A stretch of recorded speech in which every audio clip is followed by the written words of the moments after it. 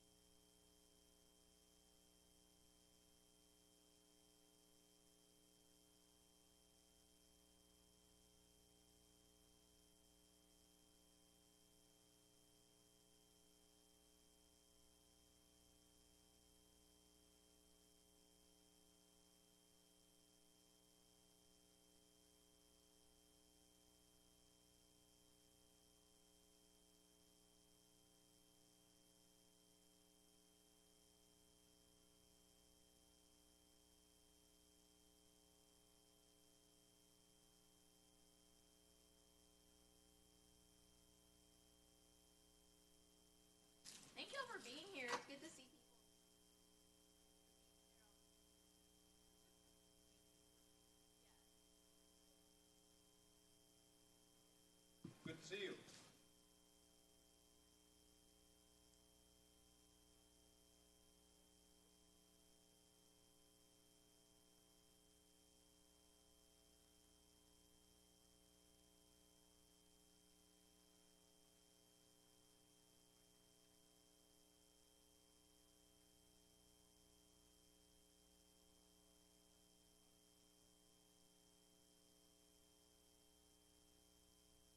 Hi, this is the host. Who do we have on the 3100 number, on the phone number that called in? This is Rebecca Visconti. Okay, you're just calling in via phone as well? Yeah, Okay, excellent. I found phone audio is more reliable. Gotcha. Appreciate it. Thanks. Sure.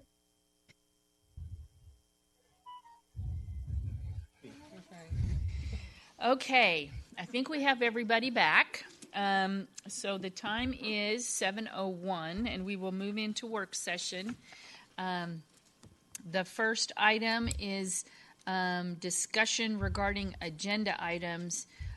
Knowing that Mr. Hargis is here to do the update on the Art Center, how about any items that anybody's interested in other than the items that relate to the Art Center?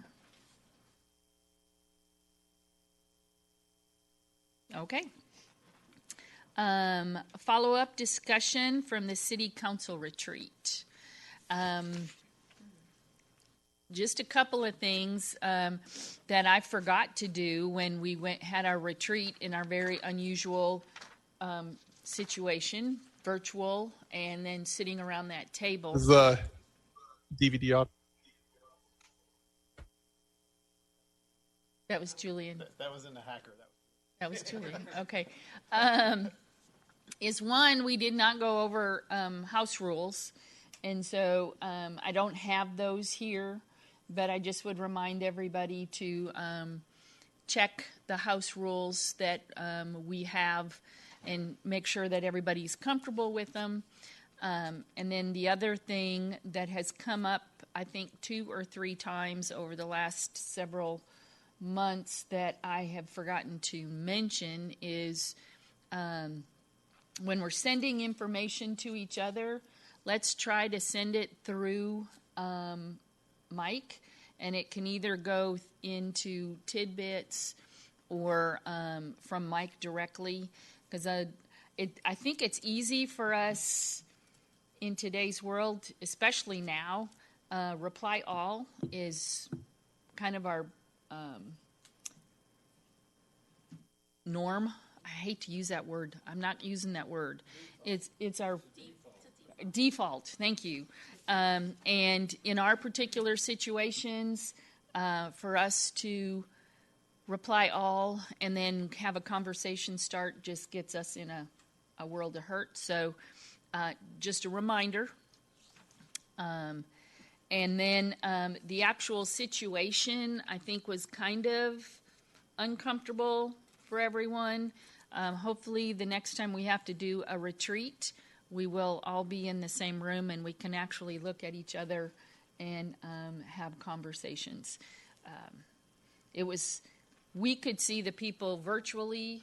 I don't know if you guys could see us very well, but this is the world we are living in right now, and I thank you all for giving us grace for that. Any items specifically that anybody has, any additional questions that we discussed? Councilmember Roden?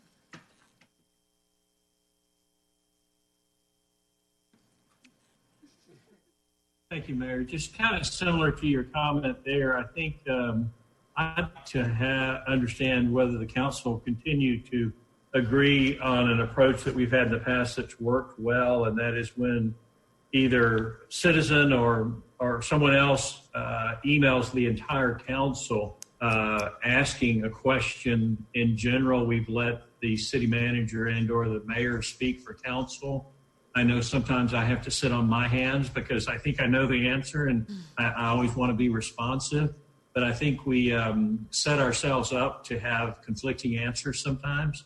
Not that anyone doesn't have the right to respond any way they feel like they should, but I just think we govern better if we can speak more with one voice. Maybe the council doesn't agree with that approach anymore, but that I think has been our approach in the past. Anybody have a comment? Councilman Brianna. I'm Yes. sorry, we're in work session. Brianna. I would agree with Councilmember Roden or with Gary to say that I think that's the best way to be consistent.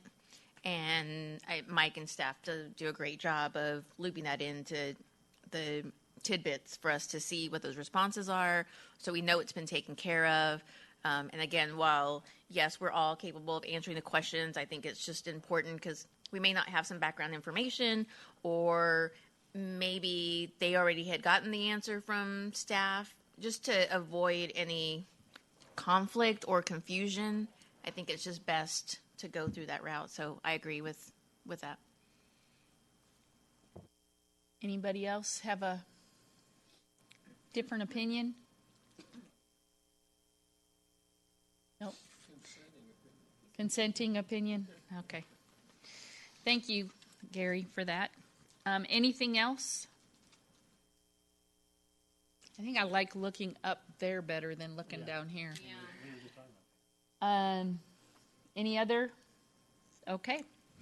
Then item C is DART Silver Line Rail update. And Ms. Leach regretfully is moving that item to the next meeting. She doesn't have all of the answers that she had hoped to have at this point. So she would rather be here giving us a full update, but she's waiting on some critical numbers, so we will delay that for 2 weeks. So now we have Mr. Hargis here with us, and he's going to do an update on the Coppell Art Center. Welcome. Hi, thank you. Nice to see all of you. It's been a while. It has been a while. Okay, so I'm talking with Julian. I think we're going to put the presentation up on the screen here or on the laptop.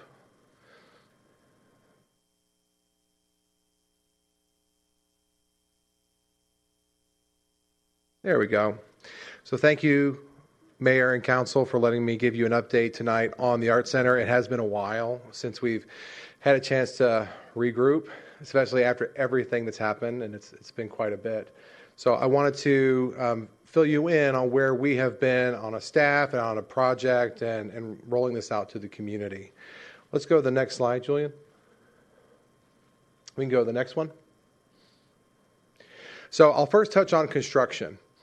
The pandemic did affect construction primarily in 2 ways. One, the crew size had to be reduced by 50%, and that was mandated by local authorities or governing authorities. And so that then delayed some of their progress. And then some of the supply materials, that supply chain got disrupted. Namely, a lot of the hardwood finishes that were coming out of Ohio from that manufacturer got delayed, and so that has pushed back some of the construction. Where we are now is we have a new target TCO date, temporary certificate of occupancy, set for June 19th. A new CO date has not been set yet because we're not sure when that paneling will get installed in July, but the rough target would be end of July is when we could have that full CO. The exterior, if you've driven by Old Town or if you're coming down sometime this month, you will see that from the outside, the building looks finished. The facade is completed. The landscaping is all in. You can actually see the shot right here on the slide of the outdoor stage that's in the Grove. The scissor lift is gone, and actually now all it needs is a white coat of paint, and it is pretty much done. The most of the work needs to still be done on the main hall. The Wilson Theater, the black box, is pretty much done for the most part, but it's that main hall where there's so much of that hardwood finish. It needs the flooring, the panels on the walls, that still needs to be done. We can go to the next slide. Those are some more shots that we took this week that we wanted to share with everyone, because it's probably been a while since we've done a hard hat tour. You've got the lobby there, again, all the hardwood going in on the ceiling canopy. And really, they're still working on that vestibule entrance. The shot on the right is from the catwalks in the black box in the Wilson Theater. We can go to the next slide. And then the image on the left is shooting up at the ceiling of the reception hall. Actually, about 75% more of that open space has now been covered with its wood canopy.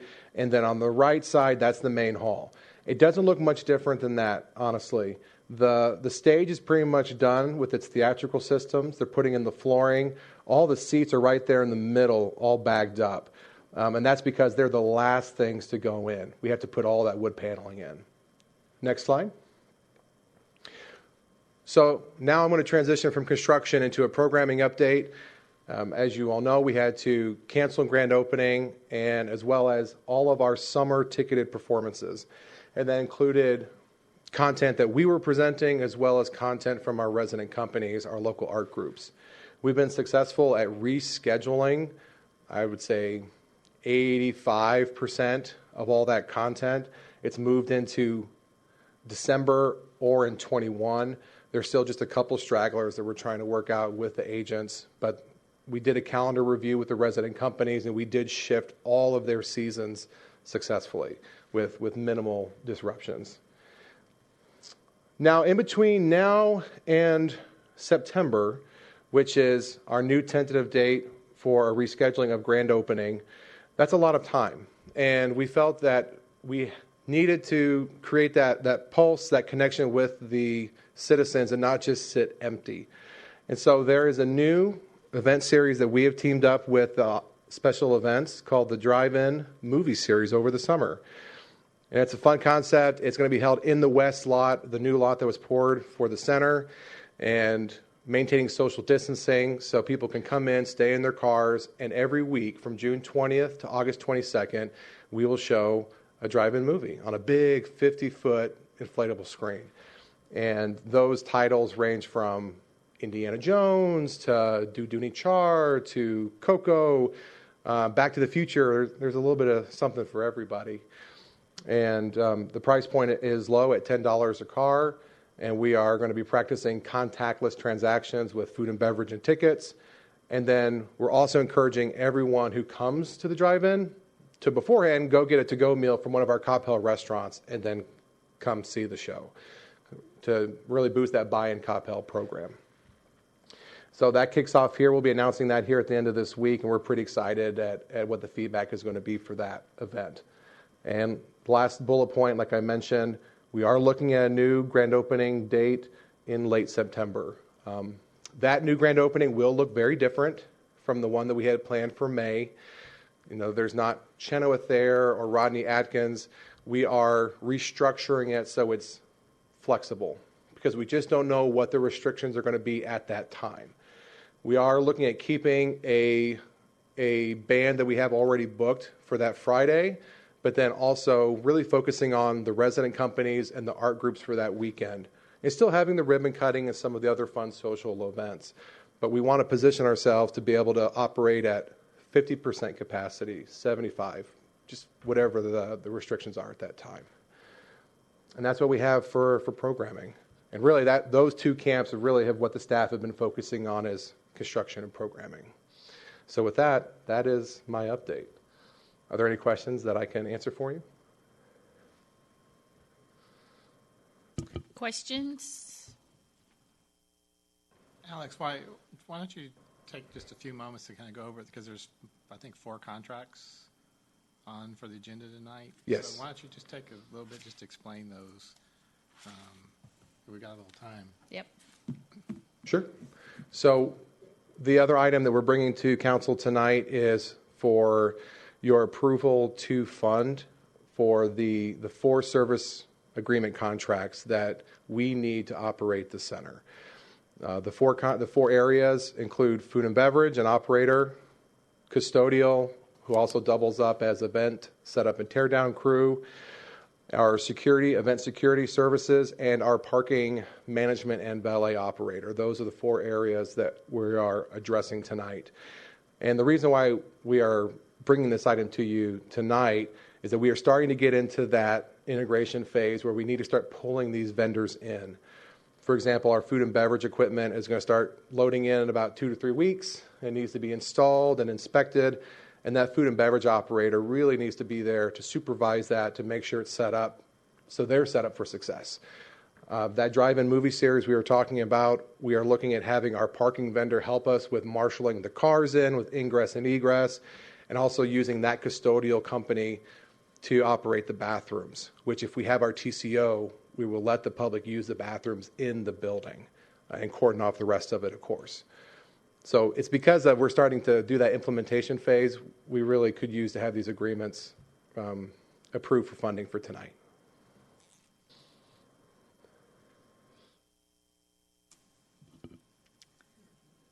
Councilmember Mays. Go ahead, Wes. Thank you. Hey, Alex, 2 questions. One, how is the audio for the drive-in theater going to be done? Or Sure. drive-in movies? Yeah, so there's 2 ways. The first way is going to be like your classic drive-in movie through your radio. There'll be an FM transmitter that will broadcast the movie as well as all of our announcements.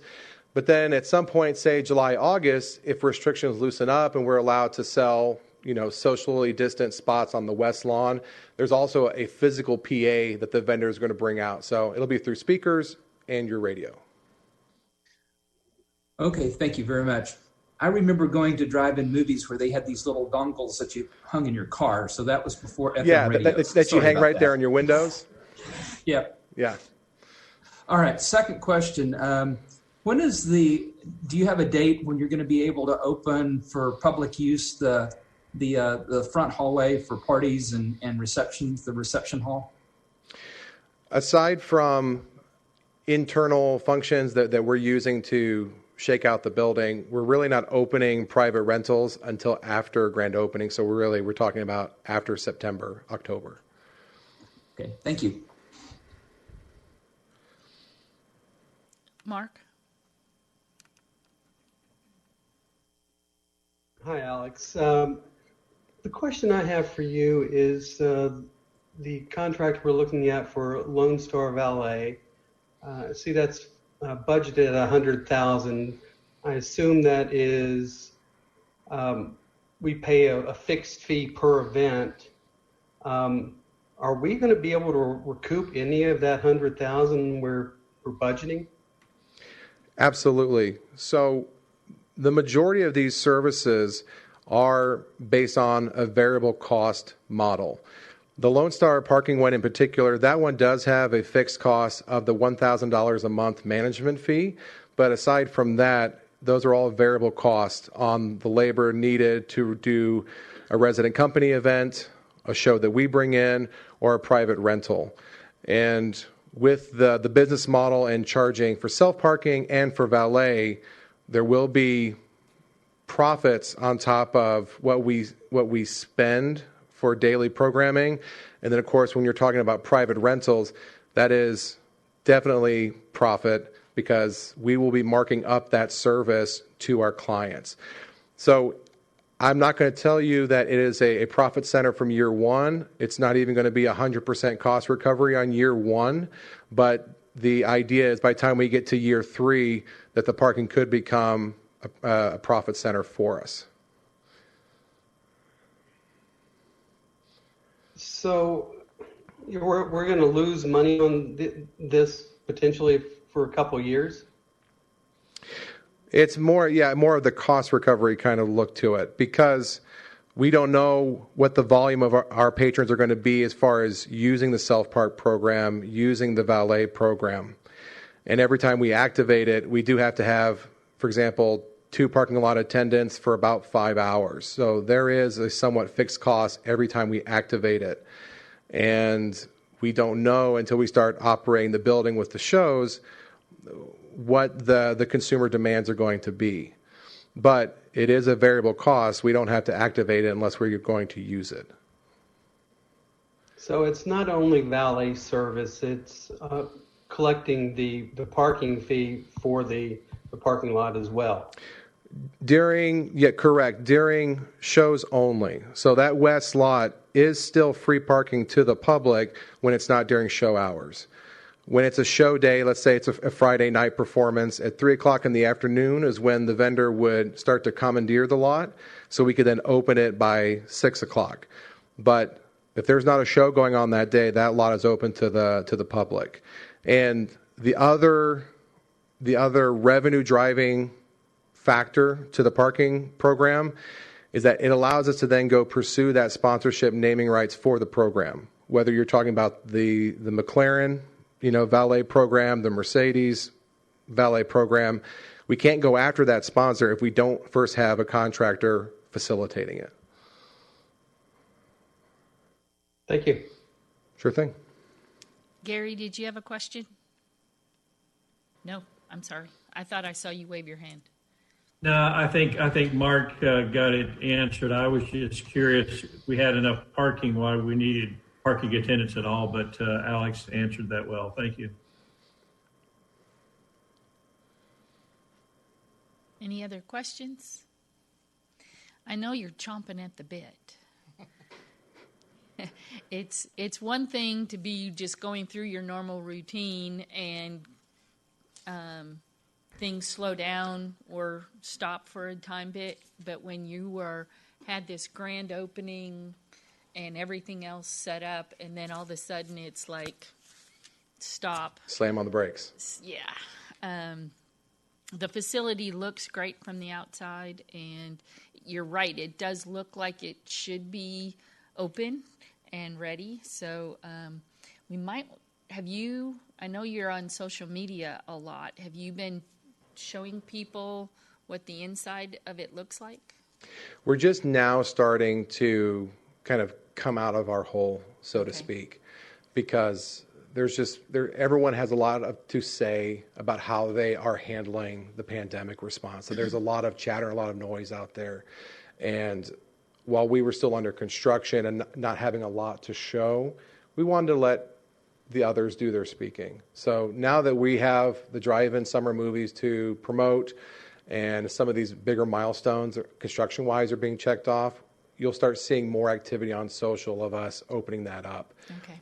In addition to the drive-in summer movies, the team has been doing extensive research on live streaming capabilities and programming, and we've settled in on a course of action for the summer, starting out slow with arts education sessions live streamed from the center, and then gradually moving to live streamed performances of our local art groups. Because again, we don't want to just sit there in this empty building for 2 or 3 months. We know the public just won't understand that. They don't understand the punch list is a mile long on the inside. So we're trying to find ways we can still keep that connection. Okay, great. Thank you. Okay, so if there's nothing else, we have about 7 minutes before we get into regular session. So take a deep breath and be back here at 7:30. Thank you. Thank you.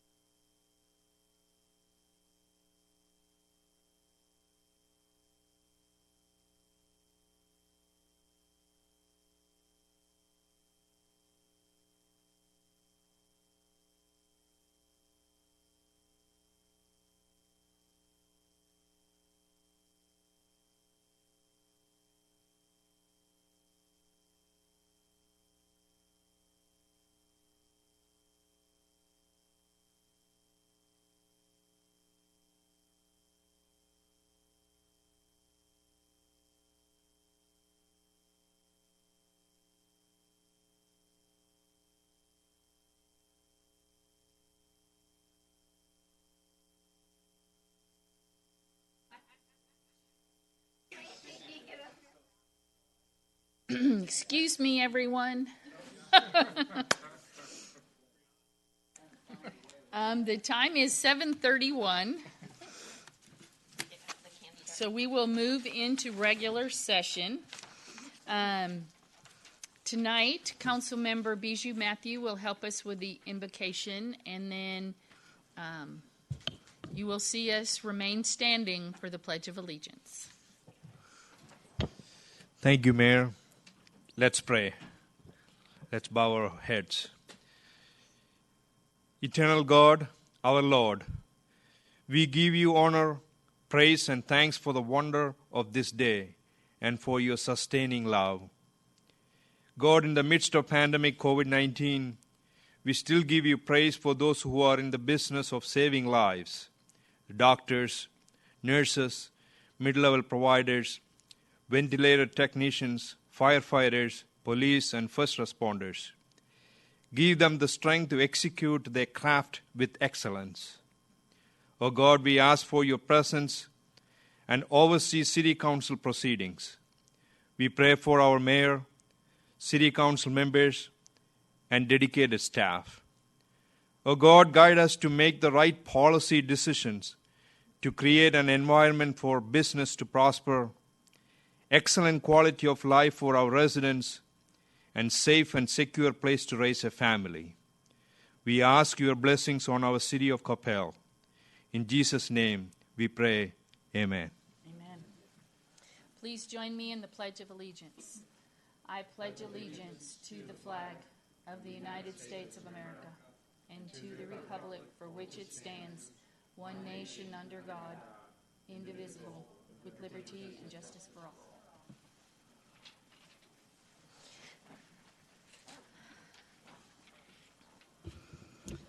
Thank you very much. Appreciate that. Item 6 is citizens' appearance. Has anyone signed up to speak? Did anybody sign up to speak? Nope. Okay. Item 7 is consider approval of a proclamation designating May 31st, 2020 as Coppell ISD Senior Day and authorizing the mayor to sign. I think tonight we have with us Amanda Simpson, who is the Director of Communications, and Brad Hunt. Hello, Mr. Hunt. Are you walking? To accept this proclamation, so council members, please consider this. Whereas Coppell ISD will hold commencement ceremonies for more than 920 graduates from the Coppell High School and more than 60 graduates from New Tech High School at Coppell on Sunday, May 31st, 2020 at Globe Life Field in Arlington. Whereas Coppell ISD class of 2020 had its prom, many end-of-year ceremonies, and graduation ceremonies canceled due to the COVID-19 quarantine. Whereas the Coppell High School valedictorian is Prayag Gupta and the salutatorian is Het Vipul Desai, and the New Tech High at Coppell valedictorian was Grace Kodak, and the salutatorian is Surti Iyer. And whereas Coppell ISD class of 2020 has received more than $15.5 million in scholarships, whereas the Coppell ISD class of 2020 will be remembered for their perseverance, resilience, and grit, while personifying the creed, Coppell Fight Never Dies, in handling of the COVID-19 school closure. Whereas the Coppell ISD legacy in our community will be remembered for generations to come. Now, therefore, I, Karen Hunt, the mayor of the city of Coppell, do hereby proclaim Sunday, May 31st, 2020, as Coppell ISD Senior Day. In witness thereof, I have set my hand and caused the seal of the city of Coppell to be affixed this 26th day of May 2020. Council Member Hinojosa Flores. Smith. It's all good. Wow. It's Thank been a you, while. Mayor. Sorry. It is a true honor to make this, to ask for the approval of this proclamation, considering that it's for all of our students and our staff, and everybody has done a great job. With that, I move to approve a proclamation designating May 31st, 2020 as Coppell ISD Senior Day and authorizing the mayor to sign. Second by Councilmember Long. All in favor? Long, Hinojosa, Smith, Roden, Matthew, Mays, Hill. None opposed. Motion carries. Mr. Hunt or Dr. Hunt, would you like this proclamation? Yes, I would. Thank you so much, Mayor Hunt. Thank you to our amazing city council. Thank you so much for supporting our seniors. They're an amazing group of young men and women who have done an exceptional job of persevering, as you have said, and their grit has shown very brightly as they work through the school closure. And we just thank you for recognizing their efforts. Thank you for honoring our seniors. Thank you for supporting our school district. We appreciate you very much. Well, again, thank you for everything that you and your staff does for this community. We are also excited that starting today, but really being publicized tomorrow, you will see the sandwich boards around town. So in honor of the seniors, we wanted to do just one extra step. Yep. Very nice. Thank you so much for doing that. That was a wonderful way to continue to recognize our kids. Amanda, do you have anything you would like to add? I just would like to join in thanking the city for recognizing our special class of 2020 seniors this year. Thank you. Appreciate you guys. And on the 31st, make sure that everybody knows how proud we are of all of them. Thank you. Thank you.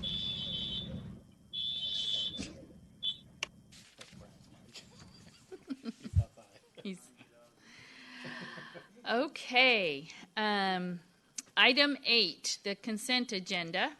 We have items A through C. The items on the consent agenda are routine in nature and generally have been approved either through budget or by previous council action. Tonight, again, we have items A through C. Is there any item that you would like to pull and review separately? Hearing none, I will entertain a motion. Councilmember Mays. Thank you, Mayor. I move to approve consent agenda items 8A through 8C. And is there a second? Councilmember Matthew.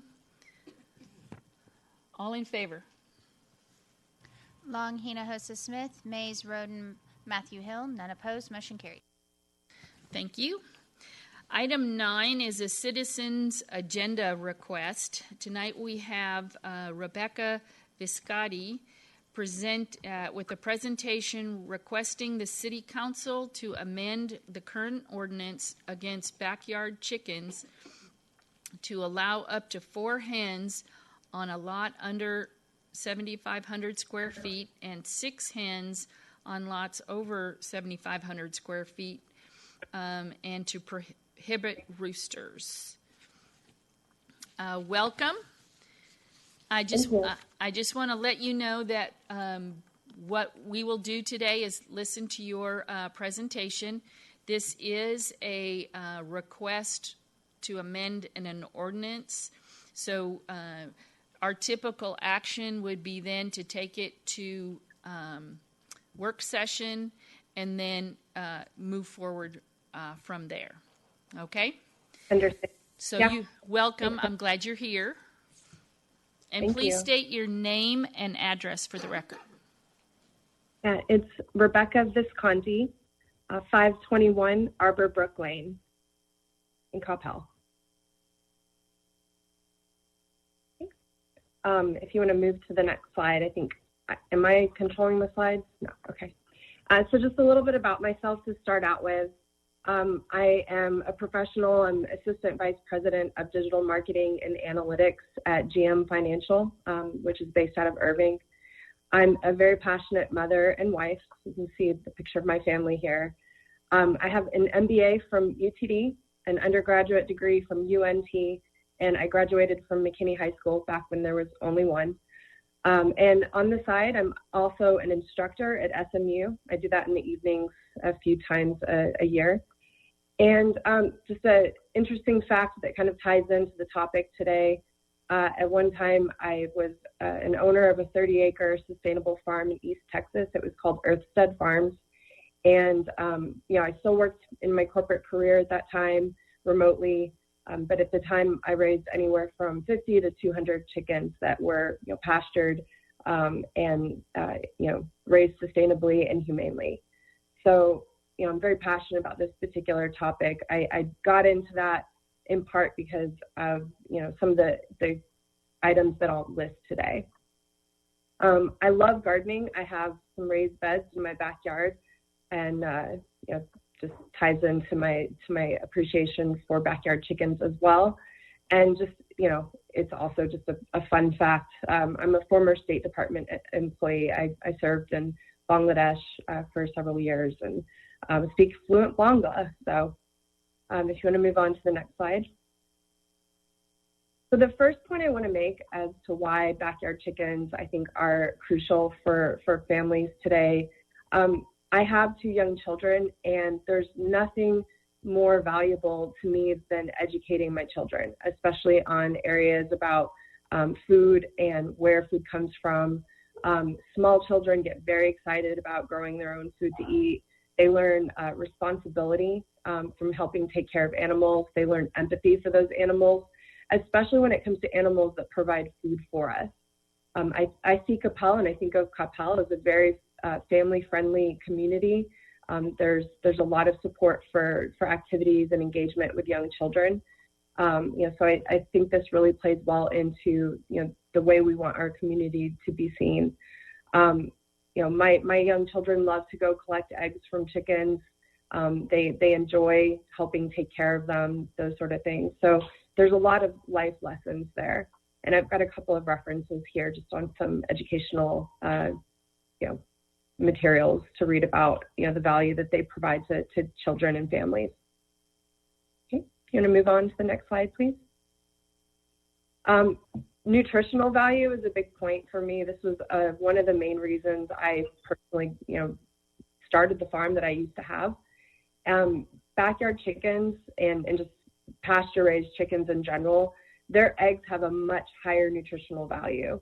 I've done a lot of research and actually walked commercial chicken farms myself.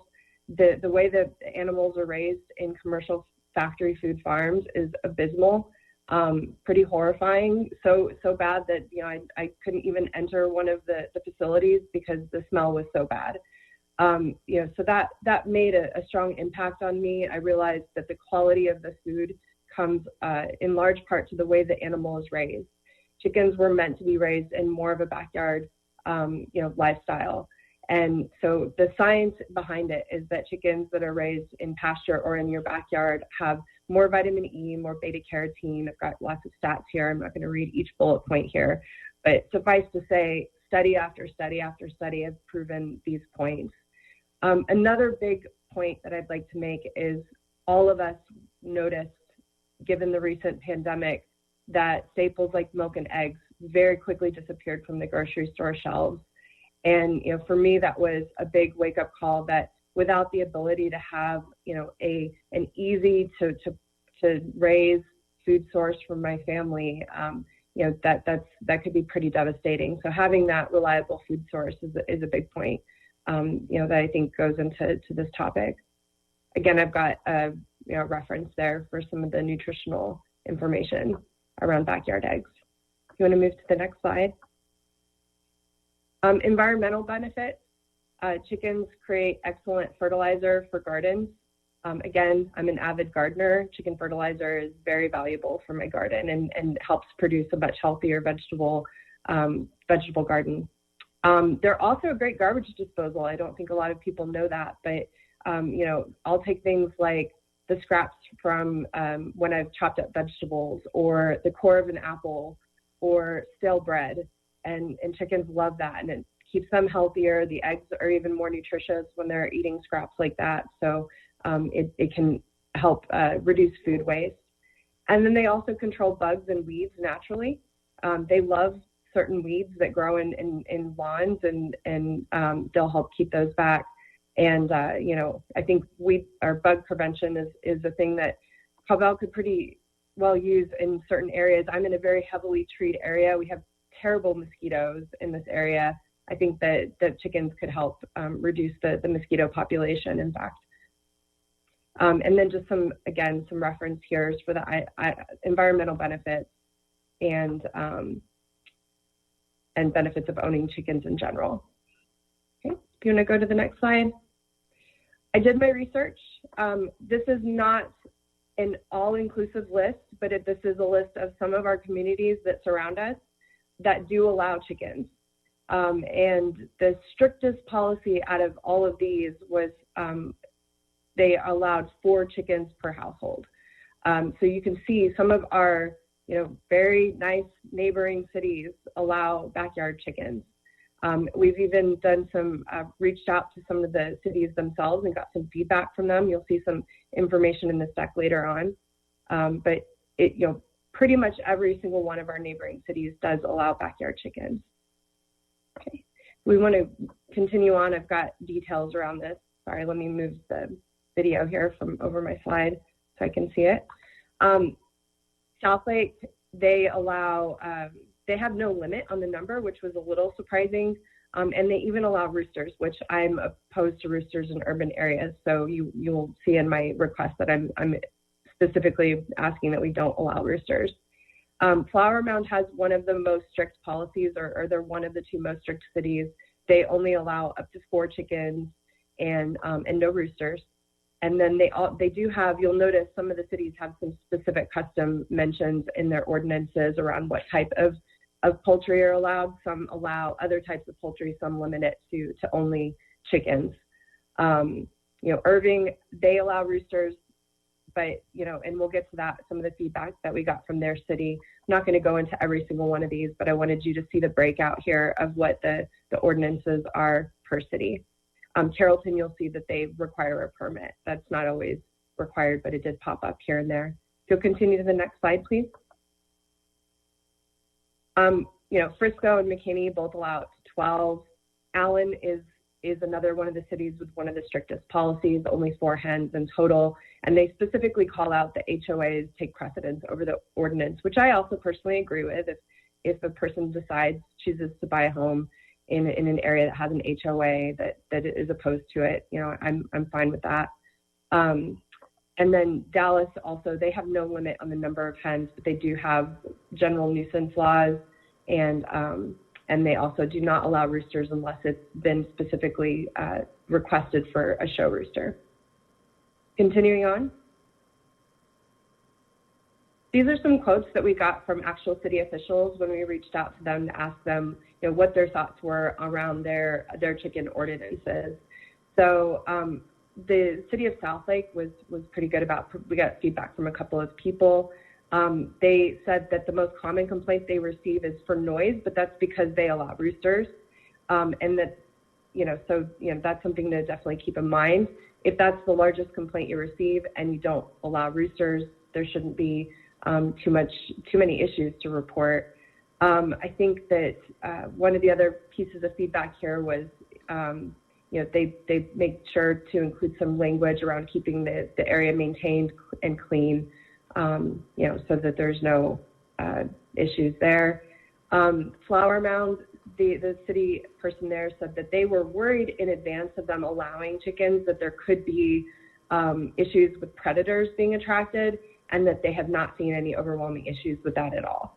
And they also allow only four hens and no roosters.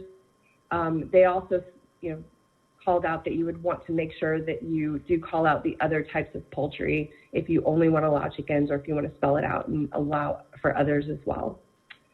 And then Louisville, they do require a permit. I think there's some advantages and disadvantages to permits, right? Permits allow some revenue to help support, dealing with the ordinance, but at the same time, it sounds like some people would get the chickens and not get the permit, so they had to deal with that. So there, maybe weigh the pros and cons as you go into further discussions on this one of requiring a permit. I personally would be more than happy to pay for a permit to keep chickens. Okay, going on to the next page, please. I wanted to make sure that you had some examples of some of the language of some of the ordinances that I thought fairly closely resembled the one that I'm proposing. I included some language from the South Lake ordinance, and then on the next slide, if you want to go ahead and skip forward, Flower Mound.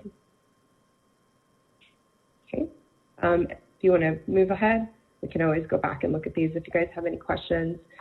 So the details of my request, or our request, because there are quite a few people watching today's session in support of this, we would like to allow up to 4 hens per household for lots less than 2,500 square feet, 6 hens for lots over 7,500 square feet, and then no roosters and must be kept in a secure pen or enclosure. I think while you discuss this, some items that could be up for, adding in here would be permits. I'm going to get to education here in just a moment. Maybe 5 to 10 feet from property lines, things like that. You could layer in to help ensure that that there's some guidelines to be met. If you want to continue on to the next slide.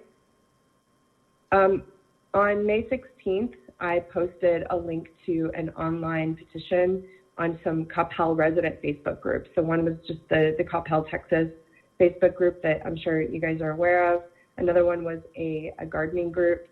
And within just a few days, less than 3 days, in fact, I'd received overwhelming support, a lot of signatures on the online petition, 143 in total. If we weren't dealing with this COVID situation right now, I would have loved to have also gathered some signatures from neighbors that I've spoken to all around me that would be very supportive. There's a lot of families in my neighborhood that have young children that thought the idea was great. They'd love for their children to be able to experience backyard chickens as well. So I think, there were some, of course, negative commentary on the Facebook post, but to be honest, it was much less than I was expecting. I would say, a very small percentage, a lot more positive commentary. So I felt like the community was definitely in clear favor of the request overall. If you want to continue on to the next slide, I've got some specific quotes from people that did sign the petition. I won't read these word for word, but some pretty heartwarming commentary here around children that would love to raise chickens. The fact that they're helpful to the community, helpful to yards. Also, people who agreed, no roosters. So just some highlights there, some of the quotes. If you want to continue on. This is something that I'd like to propose as an option as well, if you'd like to either require or offer education around keeping backyard chickens. Given my experience with them myself and a couple of other people that that offered and volunteered their time, I would be more than happy to teach some sessions on maintaining backyard chickens, teaching people about how to take care of chickens from being a chick all the way through their lifespan, what to expect on egg production, what kind of feed, what type of care and maintenance do chickens need, as well as some recommendations on the types of enclosures that they could potentially keep them in. So this was just a few of us who came out of the woodwork to volunteer our time right out of the gate. I'm sure we could find additional qualified instructors if this was something the city thought could be layered in, or at least offered as an option. Continuing on to the next slide, please. And then I just wanted to include this, examples of enclosures. When we've referenced enclosures, these would be some of my personal recommendations. Out of these, I honestly prefer the mobile enclosures the most. They're the ones you can see that have some wheels or handles where you can actually move the enclosure around your yard so that the chickens are constantly being introduced to new space. The benefit for them is they get new grass and area to kind of graze on, and then you also move them around. It just helps keep it a little bit cleaner as well. You're not having to go in and clean up after the chickens as much. If you move them daily, it keeps your lawn perfectly maintained.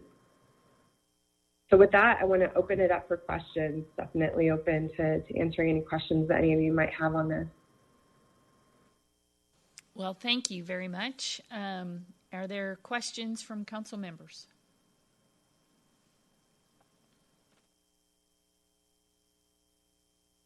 Councilmember Roden. Gary has a question.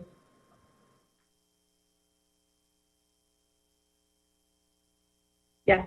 Yes, Gary. Question is, a lot of our citizens have been concerned about rats and mice. So my only concern would be with the individuals keeping the chickens if they're putting out table scraps and that sort of thing for food. How do we prevent that from increasing our rat problem? I've been caring for chickens since I was a young child, and I've never physically seen a rat in my life. I think that's a bit of I think it's a concern that I'm not sure where it comes from exactly, but I have never, ever, ever, ever had an issue with rats being around my chickens, ever. Mice, maybe, I've never seen a mouse around chickens either. I have seen and heard that chickens actually eat mice. I've seen pictures of chickens eating mice, so I would say that mice would probably not want to go near chickens. Most of the enclosures that I showed as well, the food is actually kept in raised bins so that it's not something that's just sitting on the ground attracting. Plus, when you're feeding chickens scraps, if I were to give a chicken, a few chickens an apple core, it would be gone within minutes. They're not leaving anything sitting around. So I do understand that is a concern. It was raised on some of the Facebook groups, but from what I consider to be fairly professional advice after years and years and years of keeping and raising chickens, I've never seen rats once. Thank you. You're welcome. Thank you.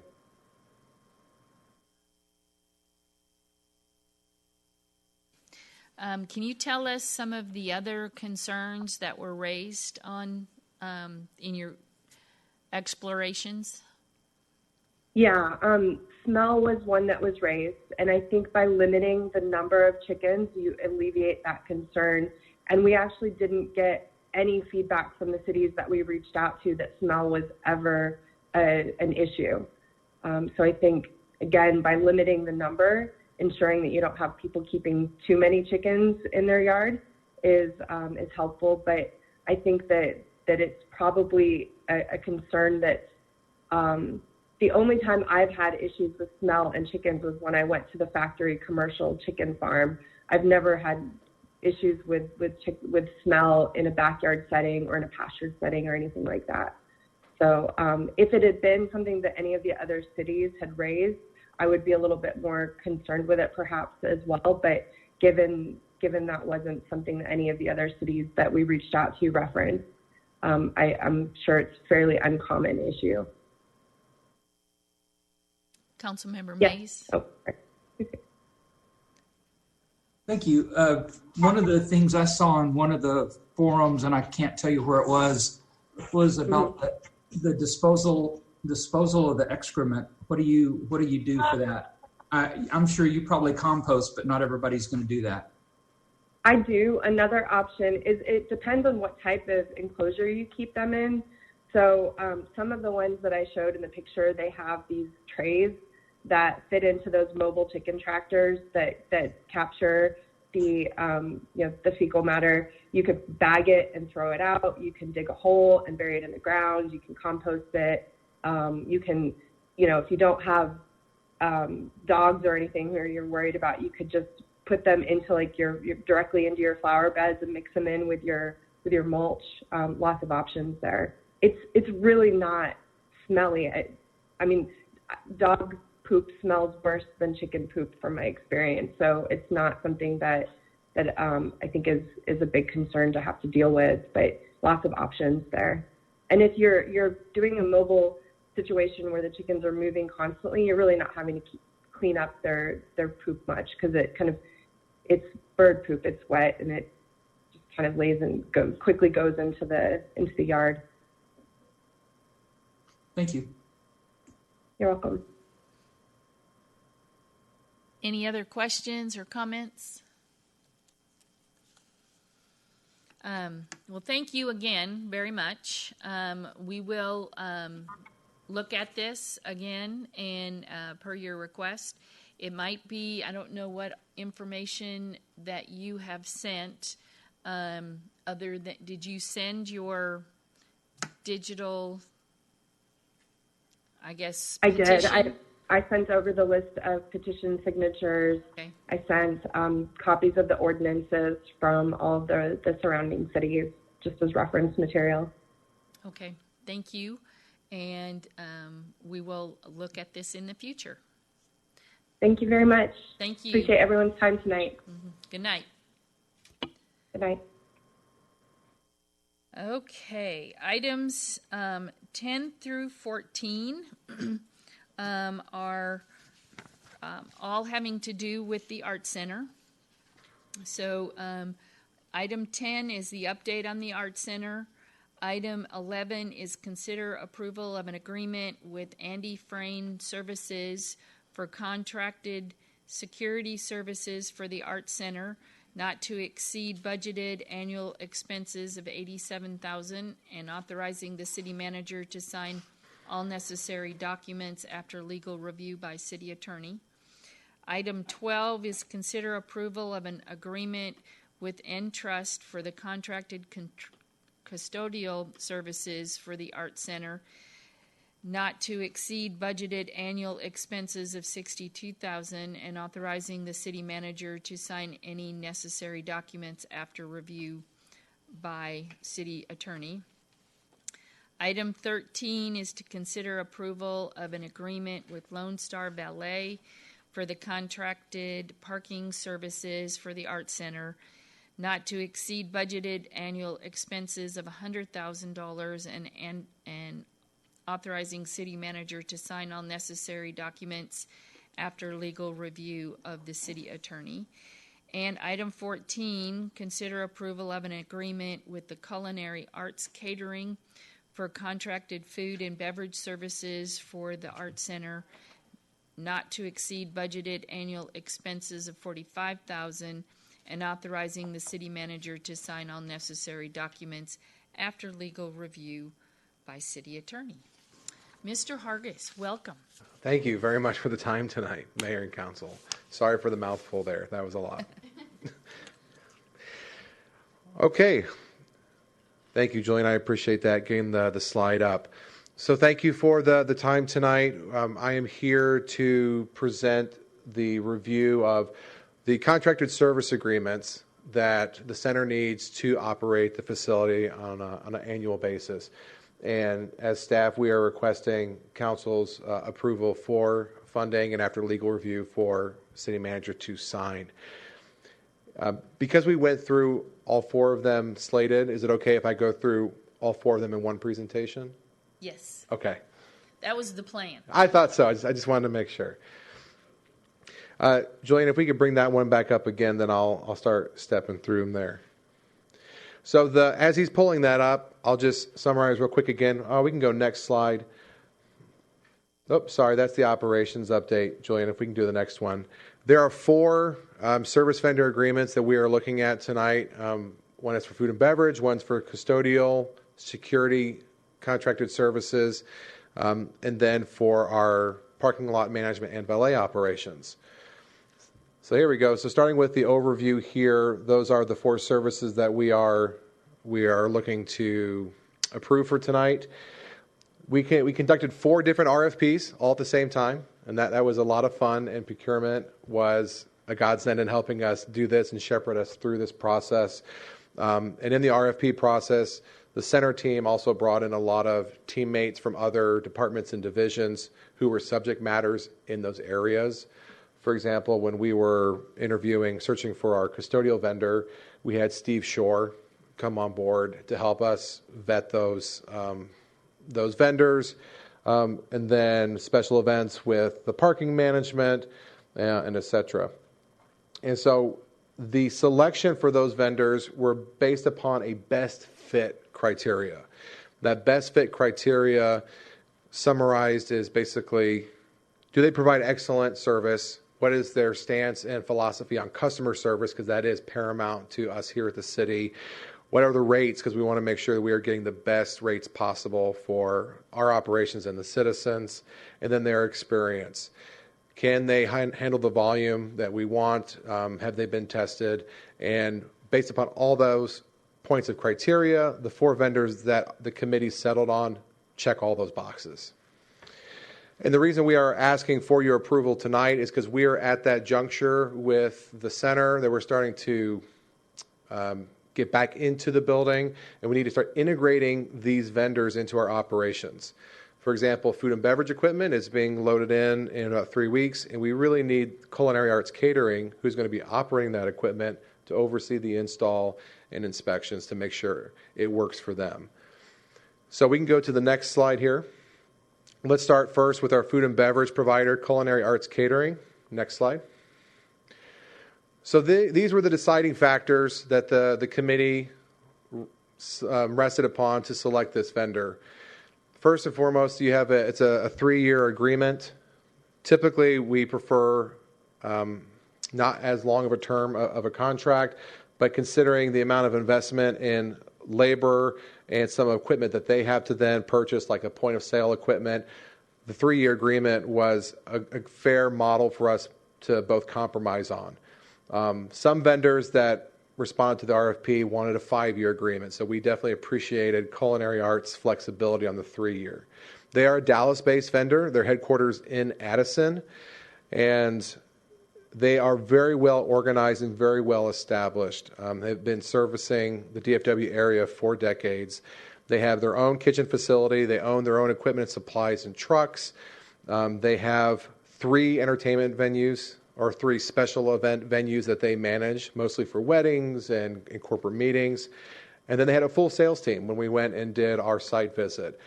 Out of all the respondents, they really got the process from beginning to end, and they encouraged a healthy dialogue with us, challenging us on, well, what's the business plan?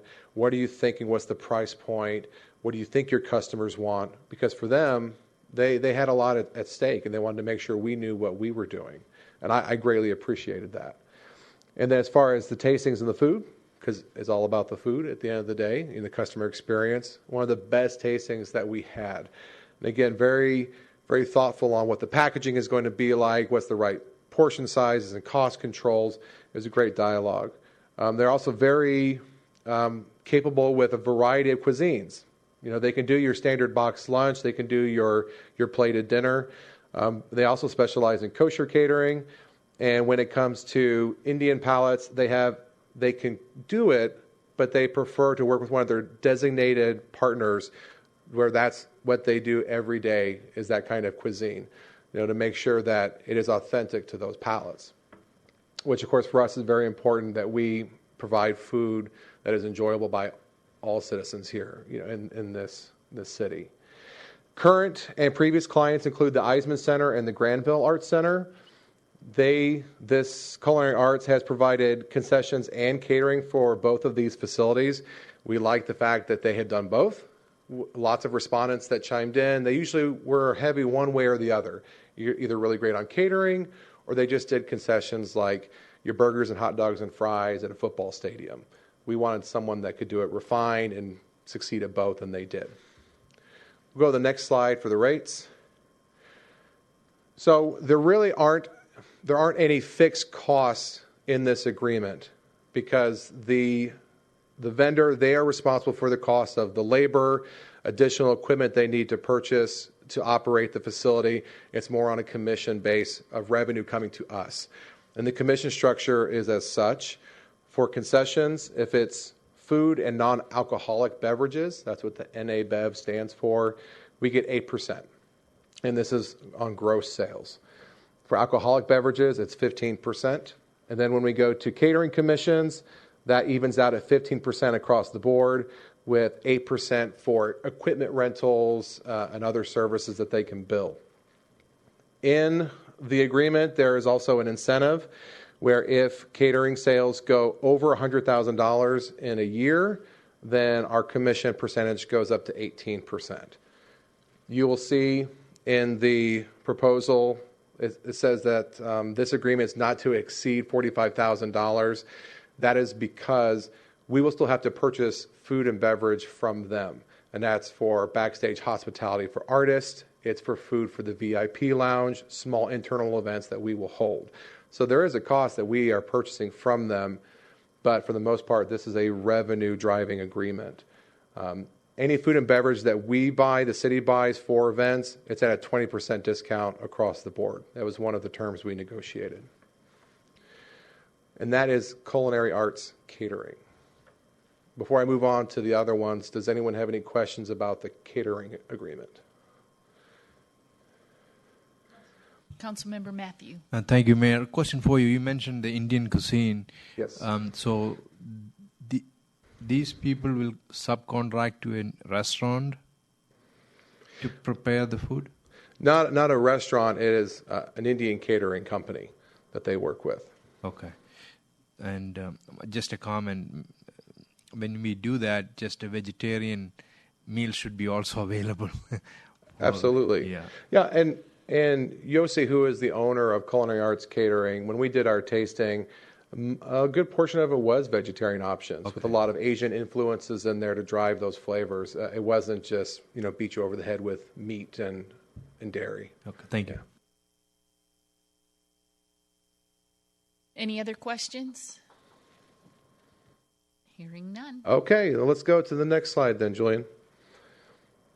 So next we'll talk about custodial. And the vendor that the committee wants to select is Entrust. We can go to the next slide.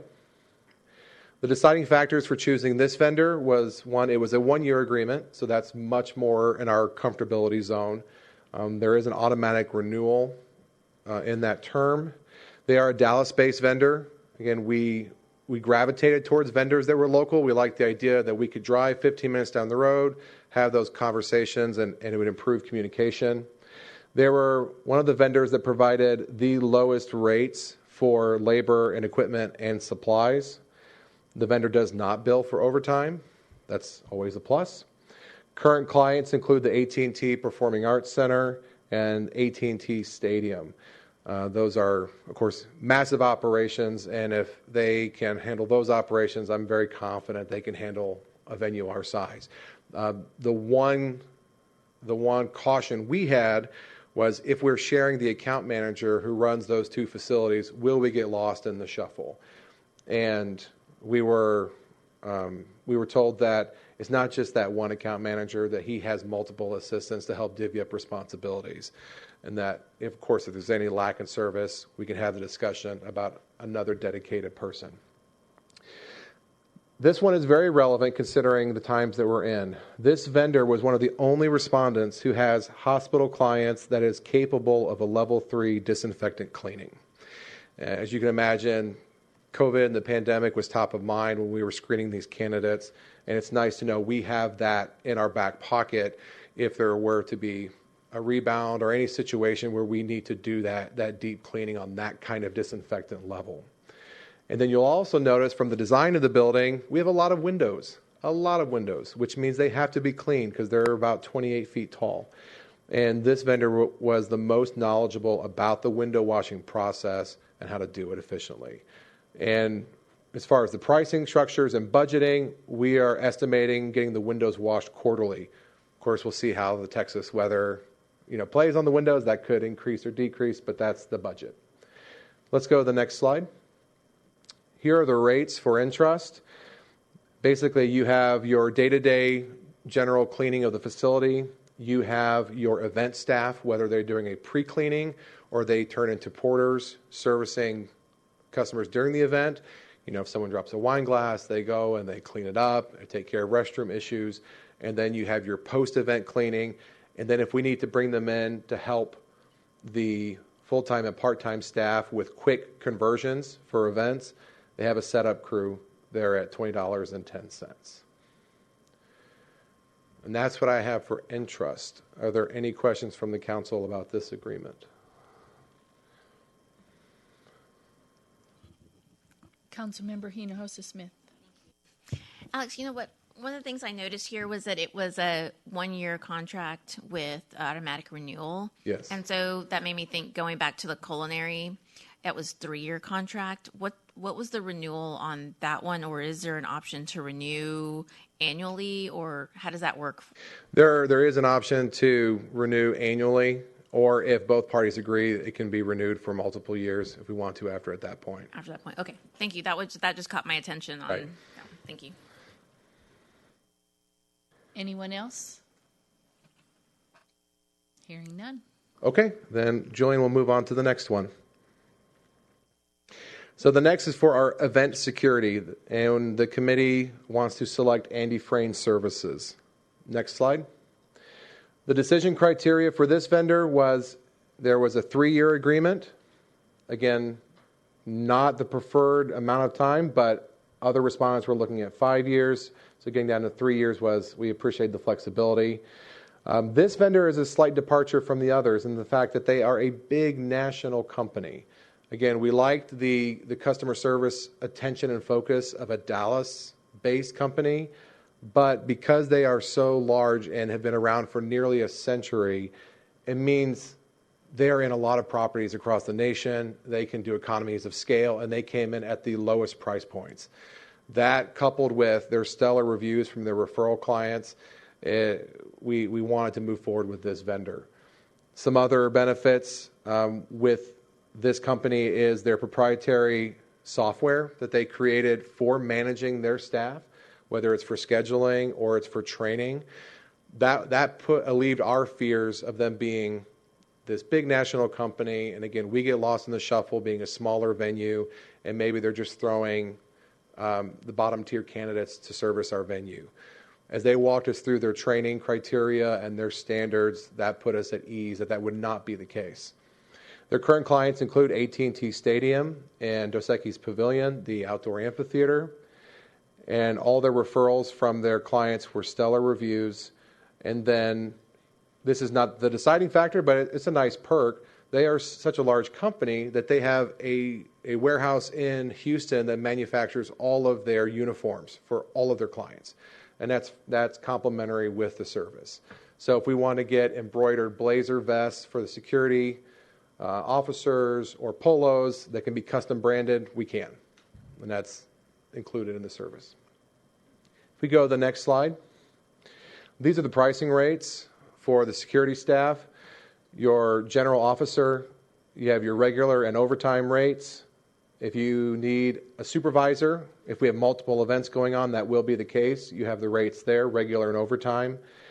And if we go through this process with Andy Frayne, if there's equipment that we would need to purchase, let's just say, for an example, if we decide that we want to have magnometers at the entrance of the facility, which some performing arts centers are starting to be more like arenas and do that. If we wanted to do that, we can leverage their economies of scale and use their resources, and they could purchase the equipment on our behalf, then charge us a 5% service fee markup. Again, trying to leverage their size. And that is the summary for Andy Frayne. Are there any council questions about this one? Council? No. Nope. Okay, we're in the home stretch, everyone. This is the last one. All right, Julian, let's go to the next slide. This is Lone Star Valet for our parking management and valet company. Next slide. And I'm going to do a quick note here that when we talk about parking lot management, it's important to stress that the west lot that was poured for the center, it will not be taken over permanently as a paid lot. It is still free parking for Old Town residents and any patrons that come down during normal day hours. If it is an event night, we will use this vendor to commandeer the lot, and we can use it to charge self-parking. But other than event nights, it is still free parking. So the deciding factors for this company where there was a 3-year agreement.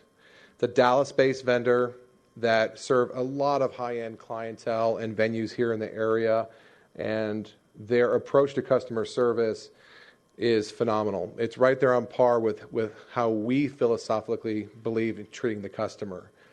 I'll jump down ahead just to give you an example. Whenever there is a fender bender or there is a proposed claim of vehicle damage, while they activate their in-house adjuster and insurance process working with that customer, that patron, they create what they call a wow box. And that wow box could include chocolates, it could include gift cards or tickets to a show, to another venue that they manage. And they present it to the patron and saying, I'm sorry you have to deal with this. Even at the end of our investigation and we review the footage and our guys did not damage your car like you said we did, we just want to give this to you because you're going through the hassle. That's an A+, and that's exactly the +1 service that we're looking for. This vendor, we chose them because they actually specialize in both parking management and valet. A lot of respondents that came in gravitated towards one or the other. This vendor is committed, again, to mitigating risk and will be willing to install their own camera system just to monitor the areas that they would service. So that way we could see the documentation, has there been fender benders or damage to our patrons' cars.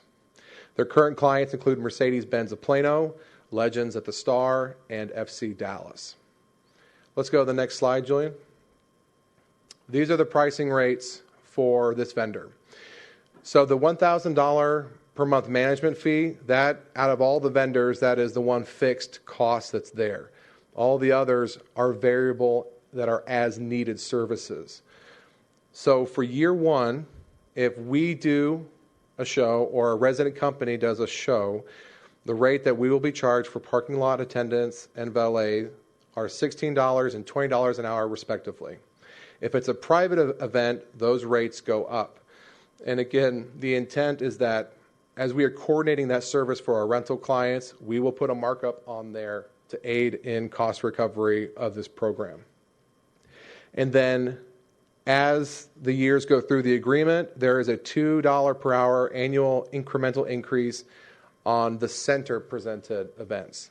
This was a rate that we negotiated to one of the council members' points earlier, was that we don't know what the customer is going to want to buy. We don't know what the demand or the volume is in year one. So we want the lowest cost, the rate possible to buy us some time. And so we negotiated this lowest rate, and it'll step up as volume also increases. But this is as needed services, just like security, custodial, and then culinary arts. Again, that's more of a revenue driver. Are there any council questions on the parking agreement?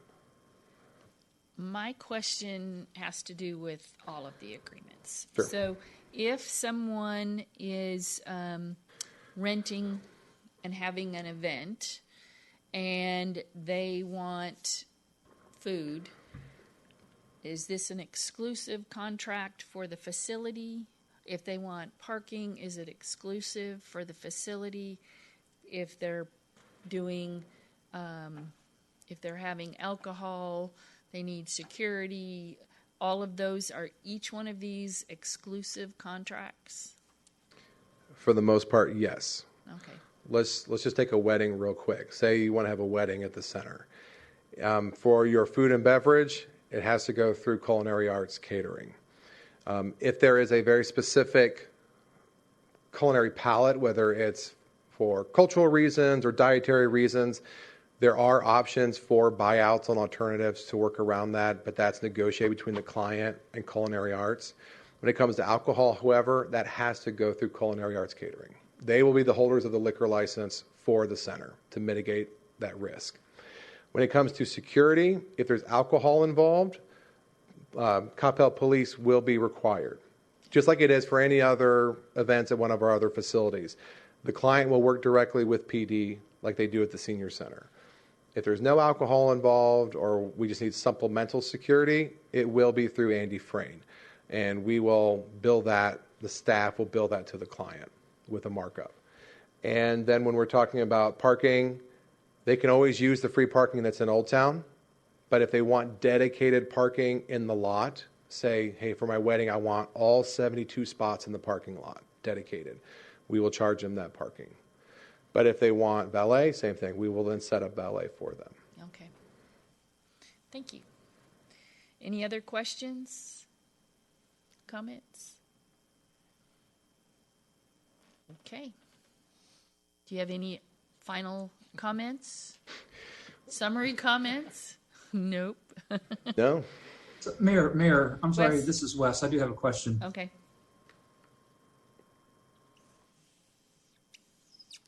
Uh-oh, then a freeze. No, he's moving now.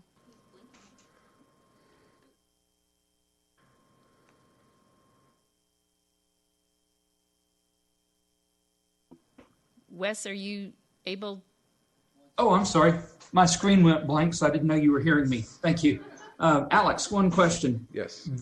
With all of the different fees that you've just described, that's going to make a pretty complex pricing structure for someone coming in to use the facility. Have you given any thought how you're going to present that to a prospective client or renter? Yes. So our approach is to make the center competitive with any other, for example, non-municipal event facility that you would go to. Or if you're going to have this in a hotel, even at hotel rates, this is still significantly cheaper than the customer would bear there. So that's more of our philosophical approach, is that this is a first-class venue, and it is. If you look at the way it's designed, if you look at the staff that's running it, if you're looking at the services that we're looking to provide, it is a first-class venue, and we should not be shy about being competitive in the marketplace. Thank you very much. Oops. Any other thoughts or comments? Hearing none, I will entertain a motion for items 11 through 14. Councilmember Hill. Actually, I'd like to request that we vote on these individually. Okay. Item 11 is for the Andy Frayne Contracted Security Services. Do we have a motion? Councilmember Hill. Yes, I'd like to make a motion to approve item 11. Second by Councilmember Hinojosa Smith. All in favor? Long, Hinojosa Smith, Mays, Roden, Matthew Hill, none opposed. Motion. Item 12 is for Entrust, the contracted custodial services for the Art Center. Councilmember Matthew. Thank you, Mayor. I move to approve agenda item number 12. Is there a second? Councilmember Long. Are there any comments, additional comments? Hearing none. All approved? All in favor? Long, Hinojosa Smith, Mays, Roden, Matthew Hill, none opposed. Motion carried. Thank you. Item 13 is Lone Star Valet's contracted parking services. Is there a motion? Councilmember Hinojosa Smith.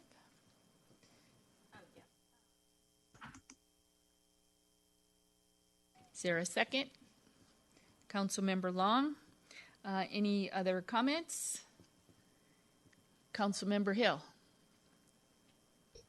Yes, with the recent change in the sales tax rules, I'm really concerned that we'll never recruit any portion of this $100,000 for quite a long time until we really get this facility fully booked, ongoing, several times a week.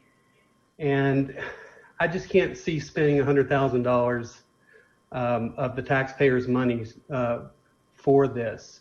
And So I can't support having the valet services or the parking services.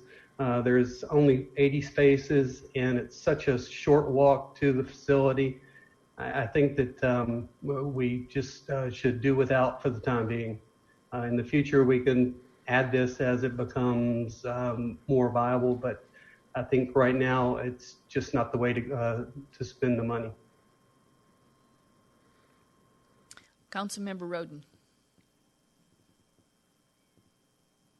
Thank you, Mayor. I had concern about this before I heard Alex's explanation, and maybe I'm just misunderstanding it.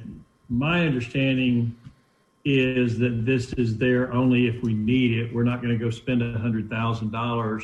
If we have an event and we need to have parking controlled because of the size of the event, then these folks would help us block off the lot and only allow people in with parking passes. But if we don't have those types of events, we don't spend the money. Is that correct, or are we committed to the $100,000? No, there is no commitment to the $100,000. The $100,000 not to exceed amount listed in the memo was based upon a budgeted formula of if we do 120 events, and that includes resident company events, events that we produce or we present, as well as private rentals, what would be that total estimated cost? That's all variable based depending on the volume that we do. The only committed funds is $12,000. It's the $1,000 a month management fee. Everything else is variable based upon our volume. And what are they managing on a monthly basis if we don't have any events? Well, that is dedicated. It's $1,000 a month to that. So that is what we would be committed to. But if we're also not having any events at all, then we've got a bigger problem in the facility. Mm-hmm. But I assume we always have events, so we may not have events that require parking control. That is correct. Initially, I had concern with this because I guess I just didn't anticipate valet. I'm assuming the valet pretty well pays for itself. So I'm willing to support this, but again, I think we just need to watch that cost. We were assured by the architect we had plenty of parking down there, so I just want to make sure that this is controlled. Councilmember Mays. Thank you, Mayor. Alex, this is going to kind of piggyback on their comments. If you admitted or you discussed when you were making your presentation that you're not sure what the usage of some of these services is going to be, and I'm sure parking is one of those. If you got into 3-4 months down the road after the opening and you found that people were not using the parking lot for parking during our sponsored events, then you would always have the option to not charge for parking at that point, would you not? You are correct that we would have the option to do that. In full transparency, as we're having this dialogue, it becomes a customer service discussion at that point, which is right. if you open the facility with parking and then take it away, how does that look? What are the ramifications of that? But yes, contractually, if we are hemorrhaging money on the parking program and the numbers are not there, we could internally make the decision to offer free parking to anyone coming down to the center. Contractually, we would still encumber the $12,000 annually per the contract. Got it. Okay, thank you. Yeah. Thank you very much. Councilmember Matthew. Okay, so thank you, Mayor. Question is, so $36,000 for 3 years we are committing, even if we don't have any people signed up for parking lot services, correct? Correct, but that would only be in the situation that Councilman Mays spoke of where we decided internally that the parking program is not reaping the benefits it needs to, and then we decided to make it all free. That's the only situation where we would be spending money and nothing else would be coming in. So since we have 3-year contract, how do we then work with the vendor to break the contract or have any sunset clause in it? Do we have anything like that? There's currently not a clause or statement in there. The only thing we have in there to that effect would be the non-appropriations clause, which is if the city can no longer fund or do business, then they're allowed to terminate the contract. But that's in a crisis situation. So. Okay. Thank you. Sure.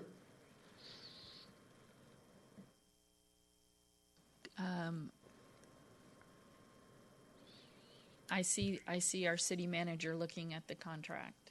Did you? The city attorney. City attorney. Sorry. Yeah, that's one of the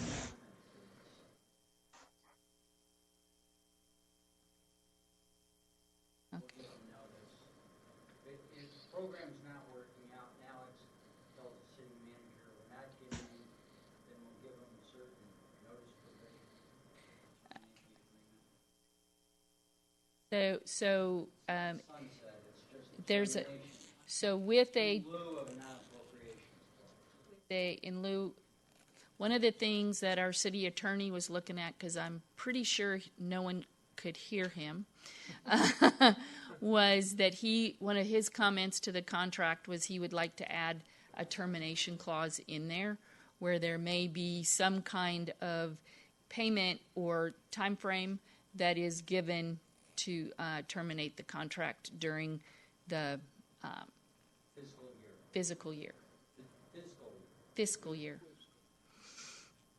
So that might be something we want to add to the It will be something he adds. to the motion. Okay. So we have a motion to Just for clarification, I'm not adding anything to the motion, right? Because that's all. Those are all contract terms that you guys Correct. are going to figure out. Okay. yes. So Okay. right. So I made a motion to approve item 13. Yes. Okay. And there's a second. So any other comments? We ready to vote? All in favor? Long, Hinojosa, Smith, Mays, Roden, Matthew. Opposed? Hill. Motion carries. Thank you. And then item 14, consider approval of an agreement with the Culinary Arts Catering for contracted food and beverage services. Is there a motion? Mayor, Councilmember Mays. I had a question, and I apologize for not doing this earlier, but I was sitting mulling it over. Alex, I was listening to you talking about the exclusivity for food and beverage that would be aligned with Culinary Arts Catering. What is the provisions for a specialty event like a wedding, for example, with a wedding cake? With wedding cakes, typically, and we've talked about this with the vendor, is that they're, of course, allowed to use the wedding bakery of their choice. So retirement parties or anything like that that's going to bring a specialty dessert or something in would probably be okay. Yeah, absolutely. We're not gonna heartbreak any brides over that one for sure. Yeah, I don't think you'd want to be on the other end of that one. So, sure okay. Don't. No. Thank you very much. Yeah. So does that mean you want to make a motion? Yes, ma'am. I move to approve item number 14. Second by Councilmember Hill. Any comments or additional thoughts? Seeing none, all in favor? Long, Hinojosa, Smith, Mays, Roden, Matthew Hill. None opposed. Motion carries. Thank you very much. And thank you very much. Thank you for listening. This was a long one. Hey, that's what we're here for, right? Exactly right. Thank you, Mayor. Thank you, Council. Thank you, and we look forward to seeing the facility. Come out anytime. It's shaping up quite nice. Okay. Okay. I heard that offer. I'm good for it. Come on down. Okay. Okay, item 15, consider approval of an ordinance, I'm making sure I didn't skip one. Consider approval of an ordinance of the City of Coppell, Texas, amending ordinance number 2019-1520, the budget for fiscal year October 1st, 2019 through September 30, 2020, and authorizing the mayor to sign.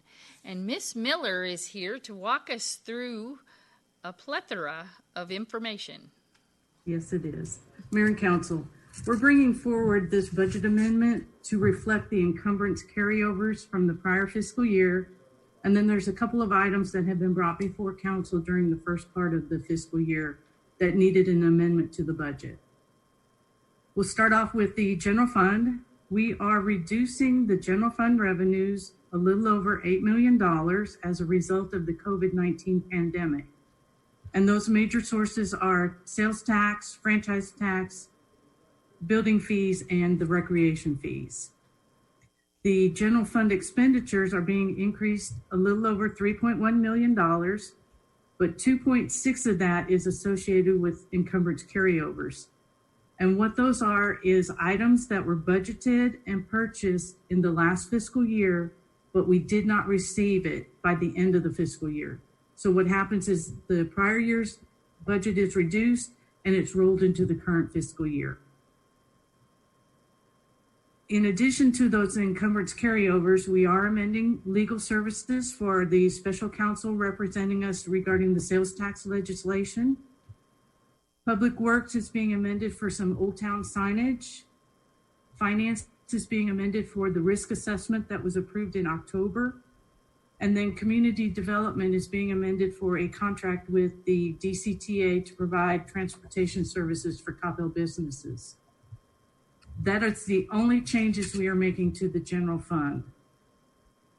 Most of the special revenue funds are either budgeted with a project if we can identify it at the time of budget. If not, we amend it for when that comes through. So those are only being amended for any kind of encumbrance carryover or for a project that has been brought forward, such as the Park Special Revenue Fund is being amended for the Old Town Pavilion doors.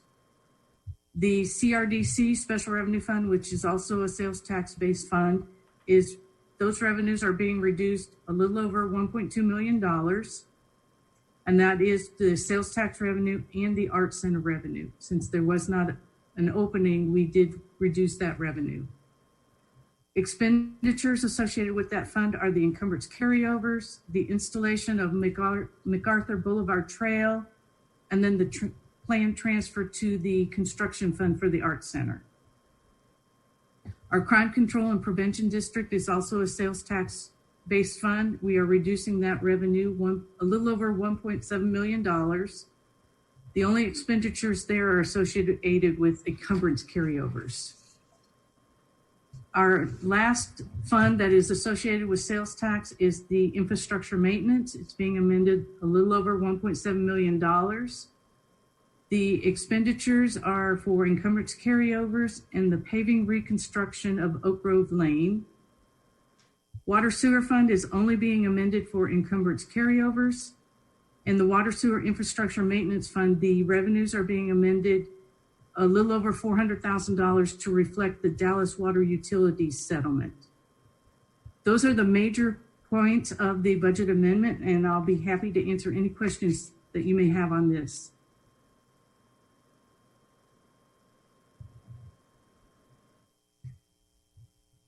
Jennifer? Yes. Sorry, Wes, did you want to go first? Councilmember Mays. Sure, thank you.